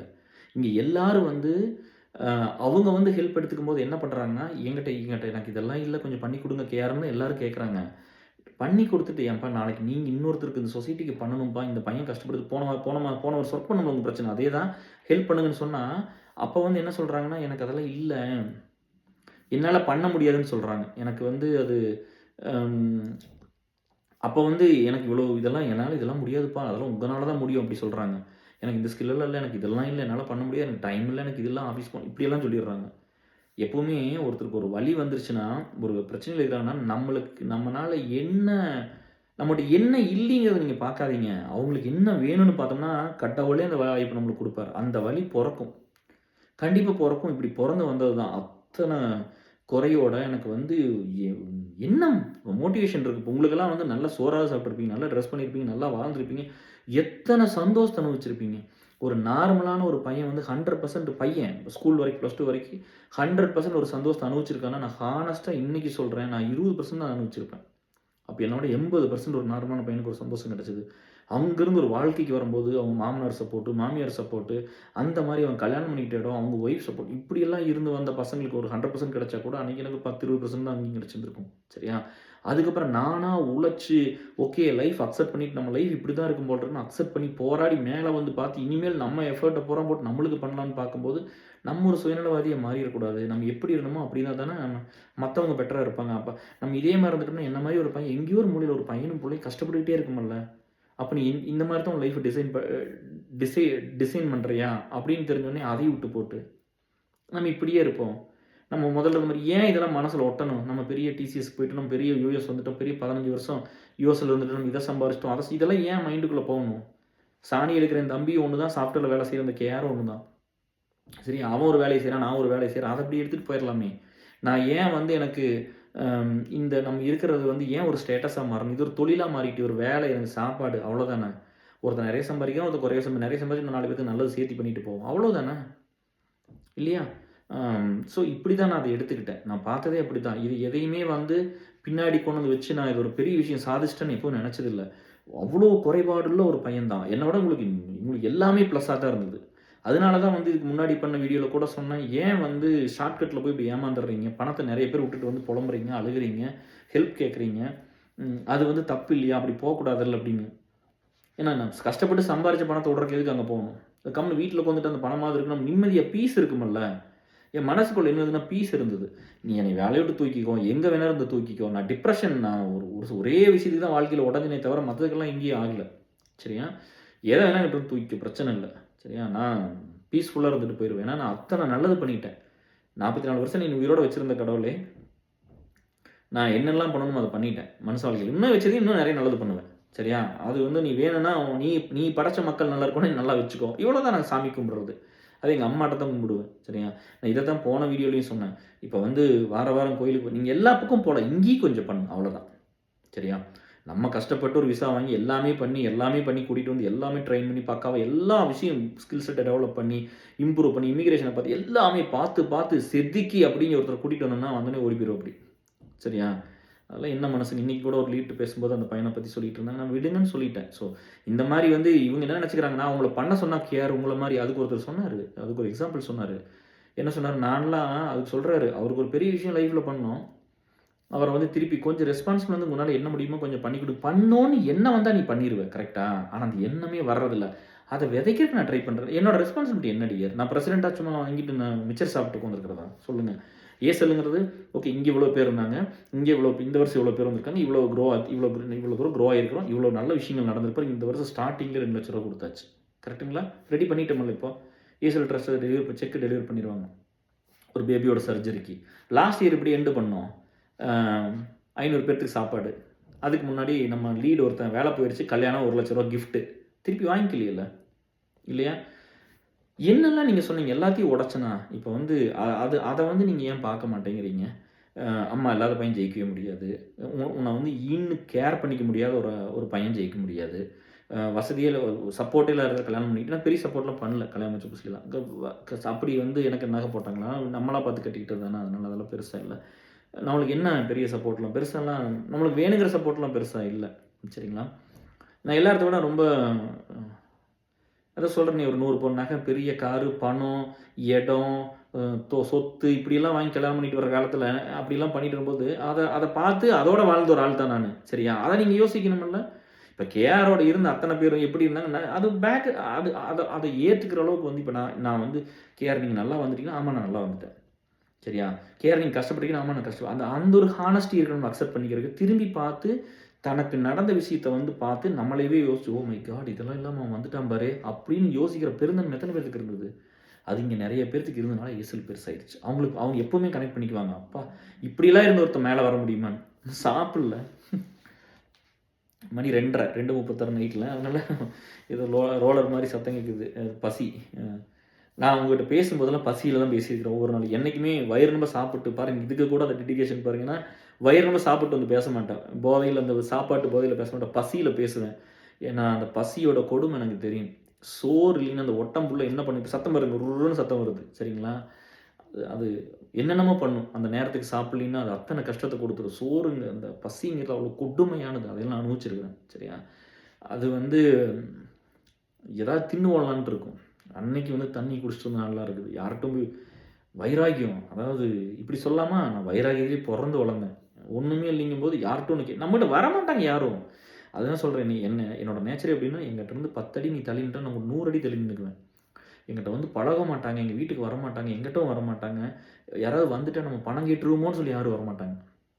இன்னைக்கு நான் ஊருக்குள்ள இன்னைக்கு ஒரு ஃப்ரெண்டு வந்து பேசிகிட்டு இருக்கும்போது சொன்னேன், அவர் ஏசலை பற்றி ஒரு சில நெகட்டிவாக சொன்னார். நெகட்டிவ் விட்டு போட்டு உள்ளவான்னு சொன்னேன். அப்போ ஒரு விஷயம் கேட்டேன். இது வந்து பர்சனலாக எடுத்துக்காதீங்க, ஒரு பாயிண்ட்டுக்காக சொல்கிறேன். மச்சி, இதே இன்னொரு லீடர்கிட்ட சொன்னேன் பேசணும்னு சொல்லி. இன்கேஸ் உங்களுக்கு ஏதோ ஒன்று ஆயிருதுன்னு வச்சுக்கோங்க அப்படின்னு சொன்னோன்னே அவர் ஒன்று சிரிச்சுக்கிட்டு, யார் சாகிற முன்னாடிலாம் யாருக்கும் தெரியாதுன்னு வச்சு அப்படின்னாரு. இட்ஸ் ஓகே, ஒரு பேச்சுக்கு சொல்கிறேன். உங்களுக்கு ஒன்று ஆயிருதுன்னு வச்சுக்கோங்களேன், நீங்களாம் போயிடுறீங்க. உங்கள் பிள்ளைக்கு கேஆர் வந்து நீங்கள் இருந்த அளவுக்கு பண்ணுவோன்னா, அதுக்கு மேலே பண்ணுவோன்னா, இல்லை கண்டுக்காம விட்டுருவோன்னு கேட்டேன். மனசாட்சி தொட்டு சொல்லுங்கள். எத்தனை வருஷம் நீங்கள் ஃப்ரெண்டு சொல்லுங்கள், வாங்க போங்க தான் கூப்பிடுவேன். சொல்லுங்கள் மச்சின்னு கேட்டேன். என்னோட சின்ன பையன் ஒரு 3-4 வருஷம், 3 வருஷம் சின்ன பையன். இல்லை மச்சி, நான் இருந்தால் என்ன பண்ணுவேனோ அதோட நல்லா தான் பண்ணேன். நான் இல்லைன்னா அதோட பெருசாக பண்ணுவீங்க. அவங்க அப்பா இல்லை, அந்த பிள்ளைக்கு அவங்க அப்பா இருந்து என்னெல்லாம் பண்ணியிருப்பார் தெரியுமா, அதெல்லாம் நம்ம சேர்த்து ஏசலில் பண்ணணும்னு சொல்லி பண்ணிடுவீங்க மச்சினாரு. அப்புறம் எதுக்கு நான் அவ்வளோதான் மச்சி, அவ்வளோதான் ஏசல், அவ்வளோதான் உங்கள் கேஆர், அப்புறம் எதுக்கு நெகட்டிவிட்டி? உங்களுக்கு புரிஞ்சிருச்சுல நம்ம என்ன வேலைக்கு வந்திருக்கிறோம், நம்ம என்ன வேலை செஞ்சுட்ருக்கிறோம், எது திரும்ப இங்கே யார் இருந்தால் இல்லாட்டி இங்கே இருக்கிற பையன் பிள்ளைக்கு அந்த சப்போர்ட் கிடைக்கணும். நம்ம ஜென்ரேஷனை விட அடுத்த ஜென்ரேஷனுக்கு இன்னொரு விஷயம் பாசிட்டிவாக கொண்டு சேர்த்தணும். இதுக்கு தான் இந்த ஏசல். சரிங்களா? ஏசல் வச்சு தான் 2 அலுமினி பேக்கப் பண்ணியிருக்கிறோம். அலுமினி க்ரோ பண்ணணும் அப்படி தான் பண்ணியிருக்கிறோம் இல்லையா? எல்லாரும் ஒன்றா தான் இருக்கிறோம். மெடிக்கல்னு ஒன்றா சேர்ந்துக்கிறோம், எஜுகேஷனும் எல்லாத்துக்கும் ஒன்றா சேர்ந்து தான் வேலை செய்கிறோம். எல்லாரும் ஒன்று தான். இங்கே எல்லாத்தையும் இப்படி பிரிச்சுக்க வேண்டாம். சரியா? அதுதான் நம்ம சொல்ல வந்தது. இப்போ நம்ம வந்து ஃப்ரெண்டு, இப்போ ஒரு ஃப்ரெண்டு இல்லையா, அதுக்கு அவர் புரிகிற மாதிரி சொன்னால் அவர் புரிஞ்சுக்கிட்டார், கம்முன்னு இருந்தார். நெகட்டிவாக எது ஏசல்குள்ளே கொண்டு வர வேண்டாம். ஒரு ஃப்ரெண்டுன்னு நான் ஒருத்தனை சொன்னேன்னா, அது சொன்னேன் பார்த்தீங்களா, இப்படி போய் இனிஷியேட் பண்ணுறது எனக்கு ஒரு ஆத்மார்த்தமாக இல்லை. ஒரு ஒரு காரண காரியமாக போகலாம். எனக்கு இந்த வேலை வேணும்னு நியாயமாக போய் கேட்கலாம். அதுக்கு போய் ஹவ் ஆர் யூ, என்ன பண்ணீங்க, எனக்கு வந்து அது ஒவ்வாது, எனக்கு வந்து அது ஒத்து வராது, எனக்கு அது ஹார்ட் வந்து கன்சோலிங்காக இருக்காது. எனக்கு வேலைன்னா நான் கால் பண்ணி வேலைக்காக பேசுவேன். சரிங்களா? எனக்கு இது வேணும் பண்ணி தருவீங்களா, உங்களுக்கு இது வேணுமா நான் பண்ணித்தர்றேன். அப்படி தான் யாரோட டேரக்ட் பேசிட முடியும். இங்கே வந்து நல்லா இருக்கீங்களா, உங்கள் ஒய்ஃப் நல்லா இருக்காங்களா, உங்கள் பையன் சாப்பிட்டானா, புள்ள தூங்கிருச்சா, உங்கள் அப்பா நல்லா இருக்காங்களா, அம்மா, இதெல்லாம் எதுவும் ஃபார்மாலிட்டி தேவையில்லை.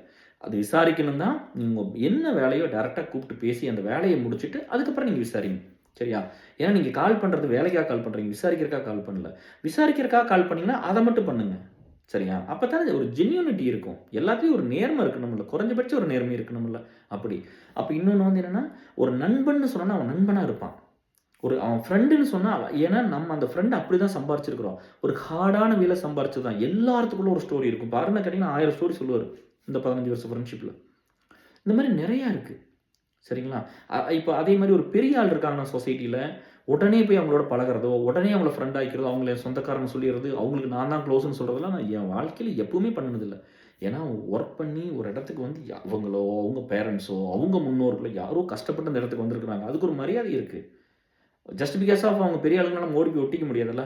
அவங்க நம்மளுக்கு பண்ண ஒரு வேலையில் நம்ம அவங்களுக்கு பண்ண வேலை, நம்ம எங்கேயோ ஒரு வகையில் கனெக்ட் ஆகி அப்படி தான் நான் போயிருந்துக்கிறேனே தவிர, ஒருத்தர் பெரியவனான கொடைப்பிடிக்கலாம் போனதில்லை. அவங்கள போய் அப்படிலாம் நான் சொன்னதில்லை. அப்படி ஒரு நான் எல்லாருமே என் கூட இருக்காங்க. எல்லா பெரிய ஃபேமிலியிலேருந்து பசங்க பிள்ளை என் கூட இருக்காங்க. கலெக்டர் பிள்ளை இருக்குது, ஐபிஎஸ் பிள்ளை பசங்க இருக்காங்க, எல்லாமே இருக்காங்கப்பா. பொலிட்டீஷியனோட பையன் பொண்ணு எல்லாமே இருக்குது. எல்லாமே நம்மளோட இருக்காங்க. அவங்களுக்கு கொடுக்குற மரியாதை அதனால அவங்கள்ட்ட நியாயமாக போய் பழகி க்ளோஸ் ஆகிக்கணும். பிடிச்சிருந்தா க்ளோஸ் ஆகிக்கணும். அதை போய் சும்மா போய் இனிஷியேட் பண்ணக்கூடாதுன்னு நான் நினைப்பேன். எனக்கு வந்து ஏன்னா எனக்கே வந்து ரொம்ப கில்ட்டியாக இருக்கும். அப்படி நான் பண்ணினதே இல்லை. எனக்கு அது செட் ஆகாது. நான் தான் கஷ்டப்படுறவங்களுக்காகவே பிறந்தானே இருந்துட்டு போதே. என் கூட பெரிய ஆளுங்களாம் யாருமே இருக்க வேண்டாம். அவங்களுக்கு நம்ம இருக்கிறாங்க. அது வந்து அவங்க பெருந்தன்மை. கேஆர்னா எப்படி தெரியுமா அப்படின்னு சொல்லி இருக்கிறதெல்லாம் பிரசன்னா மாதிரி ஆளு, நந்தகுமார் மாதிரி ஆளுகள் இருக்கிறதெல்லாம் அவங்க பெருந்தன்மை. அது கேஆர் பெருந்தன்மை இல்லை, அதெல்லாம் அவங்க பெருந்தன்மை. நல்ல பையன் அப்படின்னு கூட இருக்காங்க. நான் கடைசி வரை கஷ்டப்படுறவங்களுக்காக இருந்துட்டு செத்து போயிடுறேன். இப்போ என்ன பிரச்சனை? ஒன்றும் பெருசாலாம் கிடையாது. எங்கள் அம்மா அப்படி தான் விட்டு போட்டு போச்சு. கஷ்டத்தை தான் விட்டு போட்டு போச்சு. நான் கடைசி வரைக்கும் நான் கஷ்டப்படுறவங்களுக்காக இருந்துட்டு செத்து போயிடுறேன். அவங்களுக்காக வேலை செஞ்சுட்டு செத்து போயிடுறேன். அவங்களுக்காக பேசிட்டு, அவங்களுக்காக எல்லாத்தையும் சொல்லி கொடுத்துட்டு, அவங்களுக்காக நிறைய அட்வைஸ் பண்ணிவிட்டு, அவங்களுக்காக என் வாழ்க்கையை பூரா ஷேர் பண்ணி, மற்றவங்க வாழ்க்கையில் ஹியூமன் லைஃப்பில் இப்படி இருக்குது எல்லாத்தையும் சொல்லி கொடுத்து, அவங்களுக்காக காசை கொடுத்து, அவங்களுக்காக நேரத்தை கொடுத்து, அவங்களுக்காக உழைச்சி, அவங்கள பெட்டர்மெண்ட் பண்ணி இந்த சொசைட்டியில் விட்டு போட்டு நான் போகிறேன். எனக்கு எந்த ஒரு கவலையும் இல்லை. அதனால எல்லாம் வலியான வாழ்க்கை தான் இருந்துட்டு போகுது. நான் தான் எதுவுமே பெருசாக கிடைக்கலையே. அம்மாவோட தாய்ப்பாலே குடிக்கல. ஏன்னா இதை விட என்ன பெரிய சுகம் எனக்கு. தாய்ப்பாலே குடிச்சதில்லை. அதனால் வந்து பெருசெல்லாம் அது சி செக்ஷன் ஆமாம். அது பிறந்து கொஞ்ச நாள்லேயே உடம்பு சரியில்லாமல் இருந்தால் அது நம்ம இறந்தும் போச்சு. அப்புறம் நான் என்னத்தை குடிச்சிட்டேன். அதனால் எனக்கெல்லாம் ஒரு பெரிய சந்தோஷமெல்லாம் யாரும் குடுத்து, மைக்கெல்லாம் அப்படிலாம் எதுவும் பண்ணிற முடியாது. அப்படிலாம் ஒரு சந்தோஷம் என் வாழ்க்கையில இதுவரைக்கும் நடந்ததும் இல்ல. நான் வேணுங்கிறது என் வாழ்க்கையில கிடைச்சதும் இல்ல. நான் எதெல்லாம் ஆசைப்பட்டனோ அதெல்லாம் எதுவுமே என் வாழ்க்கையில கிடைக்கல. இதுவரைக்கும் எதுவுமே கிடைச்சதில்ல. சரிங்களா? ஸோ ஆனா மத்தது ஆசைப்பட்டதெல்லாம் நான் பண்ணி வச்சிருக்கிறேன். மத்தவங்க ஆசைப்பட்டத பூரா நான் பூர்த்தி பண்ணிக்கிறேன். எல்லாத்தையும் நான் பண்ணி வச்சிருக்கிறேன். அவங்களோட அன்பா இருந்திருக்கிறேன். ஆதரவா இருந்திருக்கிறேன். நம்ம பிரைமரியா ஒரு 4 விஷயம் நெனச்சிருப்போம் லைஃப்ல. 4மே நடந்ததில்ல. அப்படித்தான் போயிருக்கு. ஒரு 10 விஷயம் நெனச்சிருப்பேனா, சின்ன வயசுலருந்து இதுவரைக்கும் 10. அது 10மே என் வாழ்க்கையில நடந்ததில்ல. அப்ப கஷ்டம் மட்டும் தான் எனக்கு கடவுள் இது இப்படிதான் கொண்டு போவாரு. பரவால்ல. நான் நான் சந்தோஷமா அத ஏத்துக்கிறேன். என் கூட இருக்கிறவங்களுக்காக அத ஏத்துக்கிறேன். நான் இப்படி இப்படி இப்படி ஒரு நேச்சர்ங்கிறதுக்காக அத ஏத்துக்கிறேன். இதோடவே வாழ்ந்துட்டு போயிட்டு போறேன். இது ரொம்ப குறைவாவே இருந்துட்டு போறேன். பெருசா சாதிக்க வேண்டியதில்ல. இப்படியே இருந்துட்டு போறேன். என் கூட இருக்கிறவங்கள நல்லா பார்த்துக்க முடியுது. என் கூட இருக்கிறவங்களுக்காக வேலை செய்ய முடியுது. கடவுள் உயிரோட வச்சிருக்கிறாரு. எப்படிப்பட்ட ஒரு டிப்ரஷனுக்குள்ள போய் ஒண்ணுமே அது என்னன்னா அது அது எத்தனை பாதிப்பை குடுத்துருச்சு, எத்தனை அழிச்சிருச்சு என் வாழ்க்கையிலிருந்து, எத்தனை இழந்துட்டேன். திரும்ப உயிர் தூக்கி போட்டார். போடா டேய்! உன்னை இப்பலாம் சாகடிக்கல. நீ இன்னும் இன்னும் இந்த நாட்டுக்கு தேவை, இந்த மக்களுக்கு தேவை, உன் குடும்பத்துக்கு தேவை, இந்த ஊருக்கு தேவை. நீ இருக்கணும் போன்னு சொல்லி உயிர தூக்கி பிச்ச மாரி போட்டாரு திரும்ப கடவுள். அதனால எடுத்துட்டு அது அந்த கடவுளா பார்க்கறதில்ல, எங்க கூட இருந்த நண்பர்கள பார்க்குறேன். ஆனா கடவுள் நேர்ல வரமாட்டாங்க. மனுஷங்க மூலமா ஒவ்வொரு ஸ்டைல் வராங்க. ஆத்தாவ பேசும்போது கண்ணு கலங்கிச்சு பார்த்தீங்களா? கண்ட்ரோல் தண்ணி குடிச்சு மேனேஜ் பண்ணேன். அந்த மாரி தான். அவங்களும் ஒரு கடவுள் தான். அன்புங்கிறது அதுதானே. அன்போட டெஃபினிஷன் நம்ம சினிமால மட்டும் அன்பே சிவன் அந்த 2 மணி நேரம், 3 மணி நேரம் படத்த பார்க்குற வரைக்கும் எல்லாம் அப்படியே இருப்போம். அதுக்கப்புறம் வெளிய வந்து அடுத்த நிமிஷம் அப்படி சுயநலமா. கோவிட் வந்துட்டு போச்சு. யாராவது ஒருத்தர மாத்துச்சா? எத்தன பேர் செத்து போயிட்டாங்க. எத்தன உயிர் போச்சு. அன்னைக்கு இருந்த மனிதாபிமானம் எங்க டிஎஸ் போயிடுச்சு அதுக்கப்புறம். திரும்ப அதே மாரி குதிரை கடிவாளம் கட்டுன மாரி ஓடுறீங்க. எவனோ சம்பாரிக்கணும் இதெல்லாம் நம்ம பண்ணணுமா? ஒரு அளவா பண்ணுங்க. ஆய் ஆயின்னு பண்ண வேண்டாம். ஆமா குடுக்க மாட்டான். எனக்கு நான் தான் சொல்றேன். எனக்கு தகுதியா இருக்குது எதுவுமே எனக்கு லைஃப்ல கிடைச்சதில்ல. நான் தகுதியா தான் இருந்திருக்கிறேன். சரிங்களா? தகுதியா இருக்கும்போது ரொம்ப நாள் புரமோஷன் குடுக்க மாட்டானுங்க, கிரீன் கார்டு குடுக்க மாட்டானுங்க, கேட்கிற சம்பளத்த குடுக்க மாட்டாங்க, கேட்கிற ரோல எதுவுமே பண்ண மாட்டாங்க. தகுதியா இருந்தாலும் குடுக்க மாட்டாங்க. பரவால்ல வச்சுக்கோ. சரியா? அப்ப நீ எது குடுக்குறியோ அதுக்கு நான் வேலைய செஞ்சு நம்ம பாட்டுல கம்முனு வந்துர வேண்டியது தான். அப்படிதான் இருக்கணுமே தவிர, நம்ம அத ஓடி புடிச்சு இருக்கிறதெல்லாம் கொட்டி நான் இப்படி பண்ணி என்னத்த பண்ண போறீங்க? 4 பேருக்கு நல்லது பண்ணுங்க. நம்ம ஹியூமன் பீயிங்கா பொறந்துட்டோம். நம்ம என்ன நெனச்சுக்கிறோம் நம்மலாம் ரோபோ மாரி. நான் எது இல்லாட்டி இருந்துக்குவேன். நான் வந்து இண்டிபெண்டன்ட். நான் இப்ப அப்படி இப்படி இண்டிபெண்டன்ட்ங்கிற டெர்ம் என்னன்னா, அது நெறைய பேர் இங்க தப்பா புரிஞ்சுக்கிறது. இண்டிபெண்டன்ட் என்னன்னா, நம்ம வந்து சுயமா நம்ம வந்து சாப்பாட்டுக்கும், நம்ம செலவுக்கும், நம்ம வந்து யாரையும் டிபெண்ட் பண்ணாம, நம்ம மத்தவங்களுக்கு கஷ்டத்த குடுத்துறாம, ஒரு வயசுக்கு மேல நம்ம உழைச்சு, நம்ம சம்பாரிச்சு, நம்ம சொந்த கால்ல நிக்கணும். ஆணாகட்டும், பெண்ணாகட்டும். அப்புறம் ஃபேமிலிக்கு வந்து ஒரு விமன் வந்து என்ன நெறைய பேர் வீட்ல இருந்தாங்க. நான் அவங்ககிட்ட சொன்னேன். வேலைக்கு போனா தான் இதுவா, அது இதுன்னு. அப்ப நான் சொன்னேன், "நீ ஃபேமிலிக்கு என்ன கான்ட்ரிபியூட் பண்றீங்கன்னு பார்க்கலாம்ல. யங் ஏஜ் வயசு போனா வராது. படிச்சு ஒரு வேலைக்கு போனீங்கன்னா, ஒரு குழந்தைக்கு ஒரு கிளாஸுக்கு கொண்டு விடலாம். ஒரு கார் வாங்குனா அது பெட்ரோலுக்கு நீங்க இப்போ காசு குடுக்கலாம். ஒரு காருக்கு லோன் கட்டலாம். இல்ல ஒரு வீட்டுக்கு லோன் கட்டலாம். இல்ல நீங்க ஒரு குழந்தைக்கு வந்து ஒரு கிளாஸுக்கு ஃபீஸ் கட்டலாம். நீங்க வந்து கார் ஓட்டி போனீங்கன்னா, கூட்டிட்டு போய் கொண்டு வரலாம். இதெல்லாம் ஒரு ஃபேமிலி கான்ட்ரிபியூஷன் தானே. ஒரு விமன் சைடு. இப்படி தான் சொல்லி எல்லாத்தையும் படிக்க வச்சேன் எம்எஸ்ல இங்க. நெறைய பேர் வேலைக்கு போக வச்சதெல்லாம் இப்படி தான். அதெல்லாம் உண்மையும் கூட. நம்ம ஒரு க்ளோஸ் ஃப்ரெண்ட் இருந்தாங்க. அவங்க வேலைக்கே போமாட்டேன் அப்படி இப்படிலாம் பேசிட்டு இருந்தாங்க. இப்போ வேலையில இருக்காங்க. ரொம்ப சந்தோஷம். இங்கேருந்து போகும்போது சொன்னேன் நான். இங்கேருந்து போகும்போது நெறைய பணம் எடுத்துட்டு வந்தேன். அமௌண்ட் நான் சொல்ல விரும்பல. இங்கேருந்து போகும்போது இந்த பணம் எடுத்துட்டு நீங்க ஊருக்கு போய் ஒரு இடமோ, வீடோ வாங்கி உங்க பேர்ல ஒரு இடம் வாங்கி வைங்க, தோட்டம் வாங்குங்க அப்படிலாம் சொல்லியிருக்கேன். உங்களுக்கு அது இல்ல நீங்க அதெல்லாம் பண்ணுங்கன்னு சொன்னேன் நானு. சும்மாவே இருந்து என்ன பண்றது? எந்நேரம் பாட்டு பாடி ஆட்டம் ஆடிட்டு இருந்தா போதுமா? எந்நேரம் என்ஜாய்மென்ட், எந்நேரம் ஃப்ரெண்ட்ஸ் எல்லாத்தையும் மீட் பண்ணி அப்படியே என்ஜாய் பண்ணிட்டு இருந்தா போதுமா? வாழ்க்கை ஓடிருமா? டைம் ஓடி போயிரும். அதில நல்ல ஃப்ரெண்ட்ஸும் இப்படிலாம் என்ஜாய் பண்ணா ஃப்ரெண்ட்ஷிப் வந்துருமா? எனக்கு புரியலையே! சரி நீங்க அப்படி சேர்த்துட்டீங்கன்னா, நான் உழைச்சு சேர்த்திட்டு போறேன். நான் ஒருத்தர் உயிர் போம்போது கூட இருந்து அவங்களுக்கு வேலை செஞ்சு நான் அப்படி சேர்த்திட்டு போறேன். நீங்க இதே அக்செப்ட் பண்ணிக்கங்க. கேஆர் இப்படித்தான். கேஆரோட லைஃப் ஸ்டைல் இப்படித்தான். நான் இப்படித்தான் இருந்திருக்கிறேன். ஸோ அப்படித்தான் போயிருச்சு. நெறைய ஃப்ரெண்ட்ஸ் வந்து என்னோட பெட்டரா தான் இருந்திருக்காங்க. அதுலலாம் வந்து நான் தான் ஒரு பெஸ்ட் வெர்ஷன்லாம் எங்கேயுமே சொல்லிக்கல. என்ன விட நான் நெறைய பேர்த்த பெட்டரா பார்த்துருக்கிறேன். நெறைய நல்ல மனுஷங்க இருக்காங்க. நீங்கலாம் எவ்வளோ பேர் நல்லது பண்றீங்க. எவ்வளோ பேர் வந்து என்ன விட இன்னும் கஷ்டப்பட்டுருக்கிறீங்க இல்லையா? ஸோ அது வந்து நான் தான் உலகத்திலேயே ரொம்ப கஷ்டப்பட்டேன்லாம் சொல்லல. நான் பட்டது ஒரு கொடுமையான வாழ்க்கை. அத விட்டுருங்க. என்ன விடலாம் இன்னும் பல பேர் இத விடலாம் ஒண்ணும் இல்லாமலாம் எங்கேயோ போயிட்டாங்க. சரியா? அவங்க அத மட்டும் ஃபோக்கஸ் பண்ணி போயிட்டாங்க. நான் வர நான் பீப்பிள் லைஃப் என்னைக்கு ஸ்டார்ட் பண்ணனோ அன்னையிலேருந்து அதையும் சேர்த்து இழுக்கிறேன். 2 குதிரை ஓட்டி பாருங்களேன் எப்படி இருக்கணும். You have 2 career goals. எனக்கு 2 கரியர் இருக்கு. சரியா? எனக்கு வந்து இந்த என்னோட குடும்பம் ரொம்ப முக்கியம். இந்த சமுதாயம் முக்கியம். ஸோ நான் வந்து சம்பாதிக்கிறது என் குடும்பத்துக்காகவும், சமுதாயம் 2க்காகவும் தான். நான் வாழ்றது 2க்காகவும் தான். நான் அப்படி நினைக்கிறேன். சரியா? நான் வந்து ஒரு ஒரு இந்த வேலைய இந்த சாஃப்ட்வேர் வேலையவே ஒரு சமூக பொறுப்பா தான் எடுத்துக்கிட்டேன். இதை வந்து நம்ம சும்மா வந்து இந்த வேலையை வந்து வந்தோம் டாலரில் சம்பாரிச்சு இப்படி அப்படிலாம் இல்லை. இதை கூட சமூக பொறுப்பாக தான் எடுத்துக்கிட்டு என்னால் காசு பண்ண முடியுதோ அதை இங்கே கொடுத்தாலும் அங்கே கொஞ்சம் கொடுத்துடணும், இங்கே பண்ணாலும் அங்கே பண்ணிடணும். இங்கே இவ்வளோதான் காசு வாங்கிட்டு இத்தனை வேலையை சரியாக எனக்கு மனசு குத்துது. அப்படியே இந்த சமுதாயத்தை நீ ஒன்றுமே பண்ணல, உன்னை நல்லா தானே கடவுள் படைச்சிருக்காரு, இன்னும் இத்தனை பேர் கஷ்டப்படுறாங்களே, போய் ஏதாவது பண்ணுன்னு தோணுது. அதனால இங்கே நேரத்தை செலவு பண்ணுறேன். அது உங்களுக்குலாம் கன்சர்னாக போயிடுது.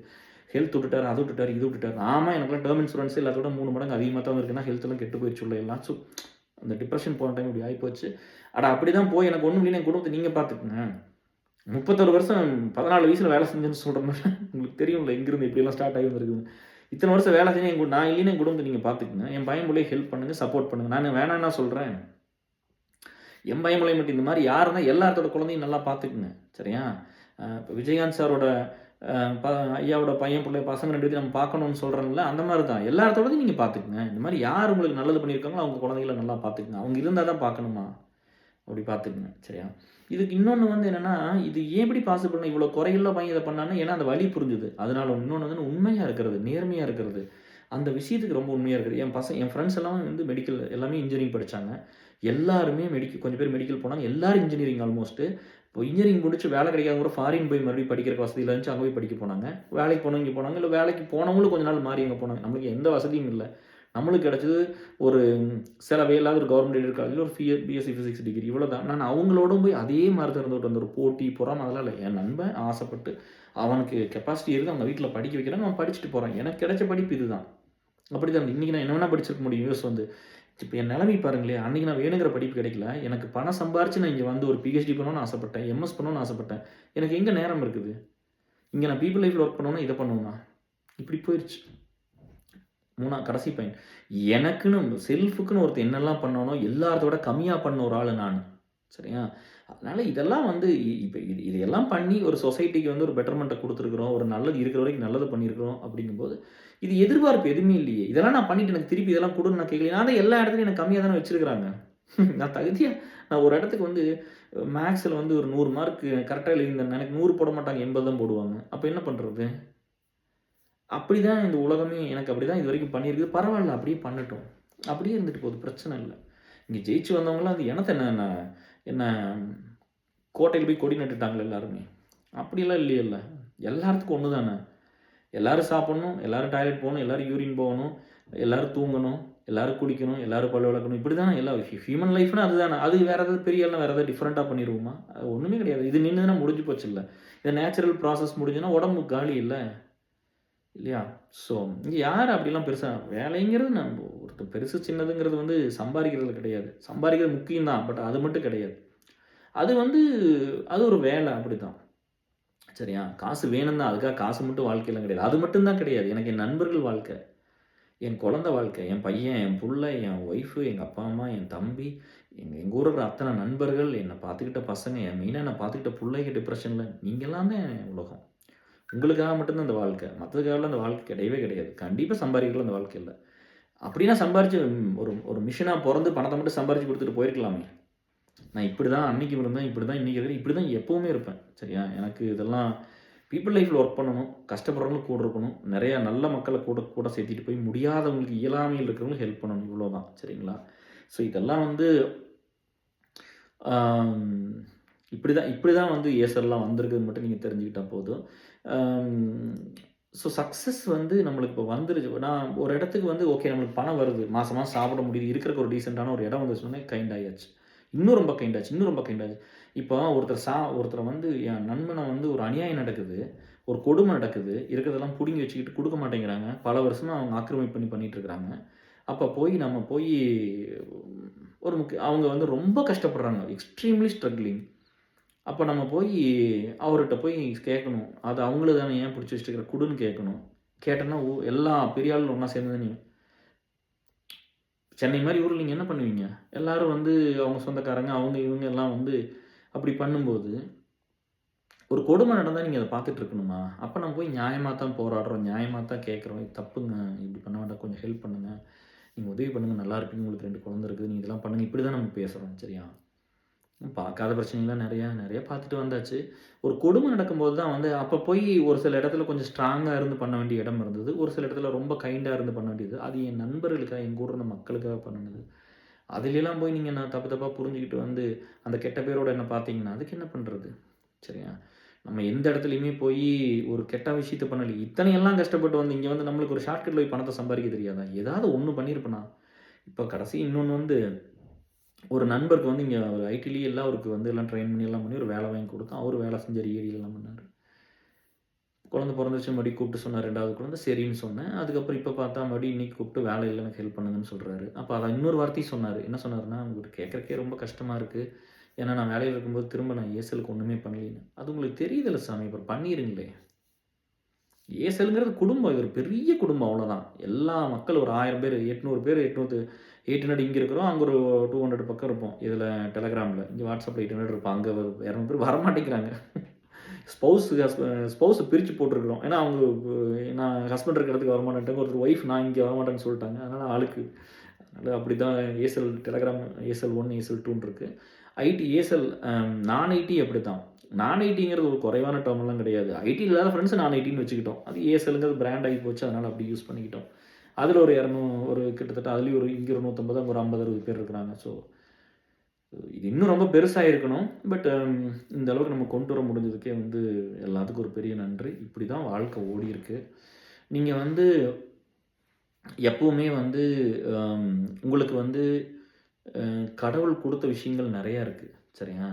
2வது வந்து நம்மட்ட எது இல்லைங்கிறத நீங்க பார்த்து உங்க பர்சனலுக்கு ஒர்க் பண்ணுங்க. சரியா? பர்சனல் கோலு, ப்ரொஃபஷனல் கோலு அதுக்கு ஒர்க் பண்ணுங்க. மத்தவன் ஒருத்தன் வந்து பார்த்தான்னா, அப்போ உங்கள்ட்ட இல்லைன்னு எதையும் நினைக்காதீங்க. என்ன பண்ண முடியும்னு யோசிச்சீங்கன்னா வழி பொறந்துரும். அத மட்டும் பார்த்துக்கங்க. இன்னைக்கு வந்து நீங்க என்னதான் வந்து பெருசா அச்சீவ் பண்ணி போயிட்டீங்கனாலும், பீப்பிள் உங்க லைஃப்ல இல்ல, உங்கள கேள்வி கேட்கறக்கு ஆள் இல்லைன்னா, யூ ஆர் ஆர்ஃபன். உங்களுக்கு ஒருத்தன் வந்து உயிர் போற நேரத்தில கூட அவன் இருந்தா என்ன பண்ணுவான் தெரியுமான்னு நினைக்கிறீங்கல்ல, அதுதான் வாழ்க்கை. நீங்க அப்படிதான் ஒரு வாழ்க்கை வாழ்ந்திருக்கணும். கண்டிப்பா நீங்க எத்தனையோ பேர்த்த பார்த்துருப்பீங்க. அவங்கலாம் ஒண்ணுமே இல்லாம போனதுக்கு காரணம் அவங்க லைஃப்ல யாருமே இல்ல. எல்லாம் ஏமாத்திட்டு போயிருவாங்க. தயவு செஞ்சு ஏமாத்திறாதீங்க யாரையும். என் லைஃப்ல ஒவ்வொருத்தரும் பண்ணுன மிஸ்டேக்ஸு, அந்த குறையெல்லாம் வந்து என்ன அவ்வளோ பாதிச்சிருச்சு. சின்ன வயசுலருந்து. நான் வளர்றக்குள்ள நான் பட்ட அந்த கொடுமை அதெல்லாம் நரகம் அதெல்லாம். ஒவ்வொருத்தரும் பண்ணுனது வந்து என்னைய அத்தன பாதிச்சுது. சரிங்களா? அது இன்னாருன்னு சொன்னா எல்லாத்தையும் ஹர்ட் பண்ணிரும். அதனால வேண்டாம். அதனால வந்து நான் மத்த பையனா இருக்கும்போது, ஒரு டீனேஜரா இருக்கும்போது, ஒரு ஆணா மாறிக்கும்போது, இப்போ ஒரு 44 வயசு ஆயிப்போச்சுல்ல. இந்த வயசுக்கு. சரிங்களா? இந்த வயசுலயும் வந்து நான் வந்து மத்தவங்களோட மிஸ்டேக் கம்மியா பண்ணேன். ஏன்னா, இது இன்னொருத்தன பாதிச்சுருங்கிற எனக்கு பயம் இருந்திருக்கு. சரியா? அப்படி ஏதோ மிஸ்டேக் பண்ணியிருந்தாலும் எல்லாத்துக்கிட்ட மன்னிப்பு கேட்டுக்கிறேன். சரியா? நான் ஏதோ வந்து ஏதாவது மிஸ்டேக் உங்களுக்கு ஏதாவது குறைய பண்ணிட்டேன், மனசார தெரியாம பண்ணியிருப்பேன். அந்த செயல்னால இழுத்து பண்ணி உள்ள போய் ஏதோ பண்ணியிருந்திருப்பேன். அப்படி ஏதாவது பண்ணா மன்னிப்பு கேட்டுக்கிறேன். மன்னிச்சிருங்க. முடிஞ்சா நீ மறந்துருங்க. இல்லைன்னா மன்னிச்சிருங்க. ஏதோ ஒண்ணு பண்ணிருங்க. சரியா? அது நான் பெருசா மத்தவங்கள விட ரொம்ப குறைவா தான் பண்ணுனேன். ஏன்னா, நம்மளுக்கு இந்த டெய்லி இந்த பீப்பிள் லைஃப்ல இருக்கிறதுனால நம்மளுக்கு அந்த அந்த ஒரு கம்பேஷன் இருந்துகிட்டே இருக்கும். பீப்பிள் மேல ஒரு ஒரு அளவு அளவு கடந்த ஒரு அன்பு இருந்திருக்குது அவங்களுக்காக. அப்படிதான் போயிருக்கு. நீங்க அத பார்த்துக்குங்க. என்னெல்லாம் முடியுமோ அந்த நல்ல விஷயங்கள் மத்தவங்க எல்லாத்துக்கும் நீங்க பண்ணணும். எல்லாமே நீங்க ஒண்ணுமே பண்ண வேண்டாம். உங்க தாத்தா, பாட்டி ஒண்ணு சொல்லியிருப்பாங்கல்ல, அத மட்டும் ஃபாலோ பண்ணுங்க. வேற எதையுமே பண்ண வேண்டாம். அப்போ உங்களுக்கு ஏதாவது எங்கேயோ ஒரு ஹிட் ஆனீங்கன்னா, எங்கள மாரி எவனோ பீப்பிள் லைஃப்ல ஒர்க் பண்ணிட்டு சுத்திட்டு இருப்பான்ல, அவங்கட்ட போய் கேளுங்க. எவனோ ஒருத்தன் சொல்லிக் குடுப்பாங்கல்ல. அவங்களுக்கெல்லாம் வந்து நெறைய பேர் அப்படி இருப்பாங்க. நல்ல எண்ணத்துல இருப்பாங்க. நல்ல வேலை இருந்திருக்கும். இப்ப நம்ம வந்து என்னன்னா, கிரவுண்ட்ல ஒர்க் பண்றோம். நம்ம வந்து சாப்பாடு போடுறோம், எல்லாத்துக்கும் பணத்த குடுக்குறோம், செலவு பண்றோம். நம்மளுக்கு பீப்பிள் ஸ்ட்ரென்த் இருக்குது. நம்ம பண்றோம். நெறைய பேருக்கு வெறும் ஐடியா தான் இருக்கும். இது இம்ப்ளிமெண்ட் பண்ணி இந்த இடத்துக்கு கொண்டு வர முடியாது. பரவால்ல. அவங்களும் மக்கள உன்ன நேசிச்சான்னா அவன் பேசலாம் உனக்காக. உன்ன நேசிச்சான்னா போதும். எங்க ஆத்தா மாரி எனக்கு அந்த சோறு போட்டது பாரு, அந்த மாரி ஒண்ணு நல்லது பண்ணா போதும். நன்றியோட நம்ம கொஞ்சம் இருக்க கத்துக்கலாம். ஒரு சில இடத்துல வந்து நம்ம டிமாண்ட் பண்ணி கேட்டா தான் கிடைக்குது. அது வேலையிலயா இருக்கட்டும், அந்த மாரி அப்படிதான் இருக்குது. பட் ஒரு சில இடத்துல பண்ணாலும் கிடைக்காது. பட் இது நான் என்ன சொல்றேன்னா, எல்லாத்தையும் கொண்டு வந்து பணம் அப்படின்னு வச்சுட்டோம்னா, அப்புறம் அத சம்பாரிச்சுட்டு கம்முனு இருந்துக்கணும். மத்த இல்லாததுக்கு நம்ம டிப்ரஷன் போக்கூடாது. மத்தது நம்மளுக்கு எதுவுமே இல்லைன்னா நம்ம கவலைப்படக்கூடாது. சரியா? நம்மளுக்கு பிரையாரிட்டி பணம் தான்னா, பணத்த மட்டும் தேடி ஓடிட்டு, நம்ம பணத்த சம்பாரிச்சுட்டு, கம்முனு நிம்மதியா இருந்துட்டு, கம்முனு சாப்பிட்டு செத்து போயிரணும். காலம் முடிஞ்சா போய் சேர்ந்துரணும். அவ்வளோதான். மத்த ஒண்ணு இல்லைன்னு மத்ததுக்கெல்லாம் எஃபோர்ட் போடணும். பொண்டாட்டியும் நல்லா இருக்கணும். அதுக்கு ஒரு எஃபோர்ட். குழந்தை வேணும்னா அதுக்கு ஒரு எஃபோர்ட். நண்பன் வேணும்னா அத விட 1000 மடங்கு எஃபோர்ட். அது யாருமே புரிஞ்சுக்கிறது இல்ல. போய் குடிச்சா ஃப்ரெண்ட்ஷிப் வந்துரும். ஊர் சுத்துனா ஃப்ரெண்ட்ஷிப் வந்துரும். இங்க போனா ஃப்ரெண்ட்ஷிப் வந்துரும். அங்க போய் ஃப்ரெண்டுங்கிற டெர்ம் நண்பன்னா என்னன்னு தெரியுமா? சொல்லுவாங்கல்ல, நண்பன் குத்துனா கூட, அது வலிச்சா கூட கத்தக்கூடாதுன்னுலாம் ஒரு படத்துல டயலாக் வருதுல்ல. ஃப்ரெண்ட்ஷிப்னா அப்படி. அத அப்படி பார்த்தங்காட்டி இந்த இடத்துக்கு வந்துருச்சு. எல்லா நண்பர்களும் உங்களுக்கு அப்படித்தான் இருக்கிறாங்களா? ரிஸ்க் எடுப்பான்னு இல்ல. எங்க அப்பாட்ட ஒரு சாதாரண ஒரு சின்ன விஷயம் சொல்லணும். அத வந்து என் க்ளோஸ் ஃப்ரெண்டுகிட்ட சொல்றேன். "டேய் இத நீ சொல்றா" அப்படிங்கிறேன். அவன் வேற மாரி சொல்றான். "இல்ல நீங்களே சொல்லுங்க. ஏன்னா இப்போ நான் போய் இத பேசுனேன்னா, உங்க அப்பா வந்து நீ சொல்லிக் குடுத்த கனகுக்கு இதெல்லாம் தெரியாது. இவன் போய் சொல்லிக் குடுத்துட்டான் பாரு அப்படின்னு நெனச்சுக்குவாரு" அப்படின்னு அந்த எதிர்ப்ப கூட அவரு வயசாயிருச்சு. நம்ம ஊருக்குள்ள தான் இருக்கிறாங்க.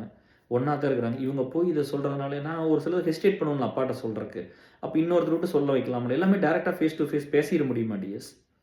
ஒரு சிலது வந்து நண்பர்கள் சொல்லலாம். ஒரு சிலர் நண்பர்களோட அப்பா, அம்மா சொல்லலாம். ஒரு இல்லையா? அப்படித்தானே இருக்கும். எல்லாத்தையும் போய் அப்பா, அம்மா டைரக்ட்டா நீங்க பேசிற முடியுமா? ஒரு சிலது பேச முடியாம இருக்கும்ல. அத போய் சொன்னா கூட அவரோட எதிர்ப்ப கூட சம்பாரிக்க கூடாதுன்னு நெனைக்கிறான். அவரு எதிர்க்க மாட்டாரு. அவரு வந்து அப்படியெல்லாம் இல்ல. அவரு புரிஞ்சுக்குவாரு. இல்ல புரியாம போனா கூட இவன் மேல ஒரு சின்ன கோவம் வந்துருச்சுன்னா கூட அந்த எதிர்ப்ப கூட என் க்ளோஸ் ஃப்ரெண்டே எடுத்துக்க மாட்டேங்கிறான். எடுத்துக்க மாட்டேங்கிறான். நம்ம ஏன் போய் இவனுக்காக போய் இந்த எதிர்ப்பு சம்பாரிக்க நினைக்கிறான். நான் உங்களுக்காக எனக்கு எனக்கு எனக்கு நேத்து தான் நீங்க எஸ்எல் வந்திருப்பீங்க. உங்களுக்கு ஒரு பிரச்சனைனா உயிர குடுத்துட்டு முன்னாடி நின்றுருப்பேன். என்னோடது நெறைய இழந்து தான் இந்த வேலைய செஞ்சிருக்கிறேன். சரியா? அப்போ உங்களுக்காக நான் இழந்ததெல்லாம் எவ்வளவு? எடுத்துக்கிட்ட எடுத்துக்கிட்ட வலி எவ்வளவு? எடுத்துக்கிட்ட ரிஸ்க் எவ்வளவு? எவ்வளவு எதிர்ப்ப சம்பாரிச்சிருப்பேன் எல்லா இடத்துலயும். இல்லையா? ஒரு சில நேரம் நீங்க பண்ண பிரச்சனை ஒரு மேனேஜரா இருந்திருப்பாங்க. அவங்க பார்த்தீங்கன்னா, பின்னாடி வந்து ஃபியூச்சர்ல எனக்கு அவங்க மேனேஜரா இருந்திருப்பாங்க. இல்ல மேனேஜருக்கு ரொம்ப வேண்டியவங்களா இருந்திருப்பாங்க. என்னென்னமோ பண்ணி குடுத்துருப்பாங்கல்ல எனக்கு. இல்லையா? எத்தன எத்தன பக்கம்லாம் எனக்கு லாக் பண்ணணும் எல்லாம் பண்ணியிருப்பாங்கல்ல. எத்தன கஷ்டத்த குடுத்துருப்பாங்க. இது ஈஸியே கிடையாது. எனக்கு வந்து என்னன்னா, என்னைக்காவது ஒரு நாள் வந்து, இத்தன வேலை பண்ணியிருக்காரு ஒருத்தரு அப்படின்னு சொல்லி, இது வெளியில சொசைட்டிக்கு வரணும். இது வந்ததுனா மட்டும் தான் நான் வந்து கடவுள வேண்டிட்டது அது மட்டும் தான். நான் தோத்தே போயிறேன். நான் ஒண்ணுமே இல்லாம போயிட்டு போறேன். எனக்கு பிரச்சனை இல்ல. இத கொண்டு வந்து மக்கள்ட்ட சேர்த்திரு. இத கொண்டு வந்து சேர்த்தீன்னா தான், இத்தன பேத்துக்கு இவ்வளோ பண்ணான்னாவது உனக்கு தெரியும். இத பார்த்து இன்னும் 4 பேத்துக்கு ஒரு நம்பிக்கை பொறக்கும். என்ன மாரி வந்து ஒண்ணுமே அந்த ஸ்டேஜ்ல இருக்கிற அந்த குட்டி குழந்தை, அந்த பையன், பொண்ணு இல்ல ஒரு இடத்துல உடைஞ்சு போன ஒரு ஆணோ, பெண்ணோ அவங்க பார்க்கும்போது, கேஆர் இருக்காரு அப்படின்னு ஒரு நம்பிக்கை வருதுல்ல. இப்ப கேஆர் மாரி இன்னொருத்தன் இருப்பான். கேஆர் மாரி இன்னொருத்தன் வருவான். ஏதோ ஒண்ணு பண்ணுவாங்க அப்படின்னு தோணுதுல்ல. இல்லையா? நம்ம சின்ன வயசுலேருந்தே இத பண்ணிட்டு இங்க வந்துட்டோம். இன்னைக்கு வந்து இங்க யுஎஸ்ல, அமெரிக்கால உட்காந்துட்டுலாம் நம்ம இத பண்ணிட்டு இருக்கல. நம்ம சின்ன வயசுலேருந்தே பண்ணிக்கிட்டு வந்துட்டோம். அன்னைக்கு ரூ. 10 பண்ண முடிஞ்சா இன்னைக்கு ரூ. 100 பண்றோம். இவ்வளோதான். அன்னைக்கு ரூ. 10 செலவு பண்ண முடியாது. இன்னைக்கு ரூ. 100 பண்ண முடியாது. அத புரிஞ்சுக்கங்க. நம்ம வந்து ஒரு ரூ. 10,000 சம்பாரிக்கும்போது ரூ. 100 குடுக்குறதுக்கு மனசு இல்லைன்னா, இன்னைக்கு வந்து ரூ. 1,00,000 சம்பாரிக்கும்போது 10,000 குடுத்துருவீங்களா? அதெல்லாம் வாய்ப்பு இல்ல. அதெல்லாம் வந்து வரணும். அப்படி குடுக்காதவங்களையும் நான் கைண்டா தான் கேட்டுருக்கிறேன். ஏன் டிஎஸ் குடுக்க மாட்டேங்கிறீங்க? கொஞ்சம் குடுங்கப்பான்னு தான் கேட்டுருக்கிறேன். உங்கள குறையெல்லாம் சொல்லல. உங்களுக்கு புரிய வைக்கிற முயற்சிய தான் பண்ணியிருக்கிறேன். நீங்க வளர்ந்த இது ரொம்ப பிளெஸ்ஸிங்கா இருந்திருக்கலாம். ஒரு பிளஸ்டு கிட்டா இருந்திருக்கலாம். எல்லாமே உங்களுக்கு லைஃப்ல ஈஸியா கிடைச்சிருக்கலாம். சரியா? அ வாழ்க்கைங்கிறது அது ஒண்ணு பார்த்துக்குங்க. அப்புறம் வந்து யாரையும் வந்து கெடுத்துறாதீங்க. யாரையும் வந்து ஏமாத்திறாதீங்க. எல்லா ஸ்டேஜ்லயும் ஒரு ஒரு ஃப்ரெண்ட்ஷிப் வந்து ஃபேட் அவுட் ஆயிட்டே இருந்திருக்குது. எல்லாரும் என்கிட்ட சொன்னது, "எப்படிப்பா காந்திகிட்ட போய் பேசின இப்படி, கௌரவ்ட்ட பேசின இப்படி, சுனில் இவங்கலாம் எப்படி யாருன்னு, இவங்கலாம் எப்படி இத்தன வருஷம் பாபுஜி எல்லாம் எப்படிப்பா இவ்வளோ ஹோல்டிங்கா இப்படி இருக்கிறீங்க? இங்க போனா ரத்னவேலுங்கிற நந்தகுமார் எப்படி எல்லாம் இப்படியே இருக்கிறீங்க?" அப்படிங்கும்போது, ஒண்ணு தான் அவன் நல்லா இருக்கணும். என் நண்பன் அவன் நல்லா இருக்கணும். அவன் கஷ்டப்பட்டா நான் கூட இருக்கேன். இவ்வளோதான் டிஎஸ். வேறலாம் ஒண்ணுமே இல்ல. நான் என்னத்த எடுத்துட்டு போறேன்? அவன் என்னத்த எடுத்துட்டு போறான்? நான் இப்படிலாம் இருந்து சம்பாரிச்சா மட்டும் என் பையனும், புள்ளையும் வந்து பெரிய சக்சஸ்ஃபுல்லா வந்துருவாங்களா? அது அவங்க லைஃப் அவங்க வாழணும். அவங்களுக்கு பேசிக்கானது எல்லாத்தையும் குடுத்துட்டோம். நம்மளுக்கு பேசிக்கே கிடைக்கல. அதுக்கே போராடி தான் வந்திருக்கிறோம். அவங்களுக்கு எல்லா பேசிக்கானதையும் குடுத்துட்டோம். அத வச்சு அவங்க ஜெயிக்கலைன்னு நம்ம என்ன பண்றது? நீங்களே நியாயமா சொல்லுங்க. அது நம்ம கையில இல்ல. அதுதான் நம்ம புரிஞ்சுக்கணும். அதுக்காக வந்து, ஐயோ! என் புள்ள நாளைக்கு இப்படி ஆயிரும், என் பையன் இப்படி ஆயிரும்ன்னு சொல்லிட்டு வந்து இன்னைக்கு வந்து கஷ்டப்படுறவங்கள விட்டுறக்கூடாதுல்ல. அப்ப நம்ம வாழ்க்கைய வந்து நம்ம அப்படி எடுத்துக்கிட்டோம். சரியா? ஸோ இதுதான் வந்து part 5 of conscience versus reality. So எல்லாரும் வந்து அத கொஞ்சம் புரிஞ்சுகிட்டு ஒரு ஹியூமனிட்டி நோக்கி போலாம். ஒருத்தர அழிக்கிற வேலைய நம்ம எப்பவும் பண்ணிற வேண்டாம். கஷ்டத்த குடுக்குற வேலைய ஒண்ணும் பண்ணிற வேண்டாம்.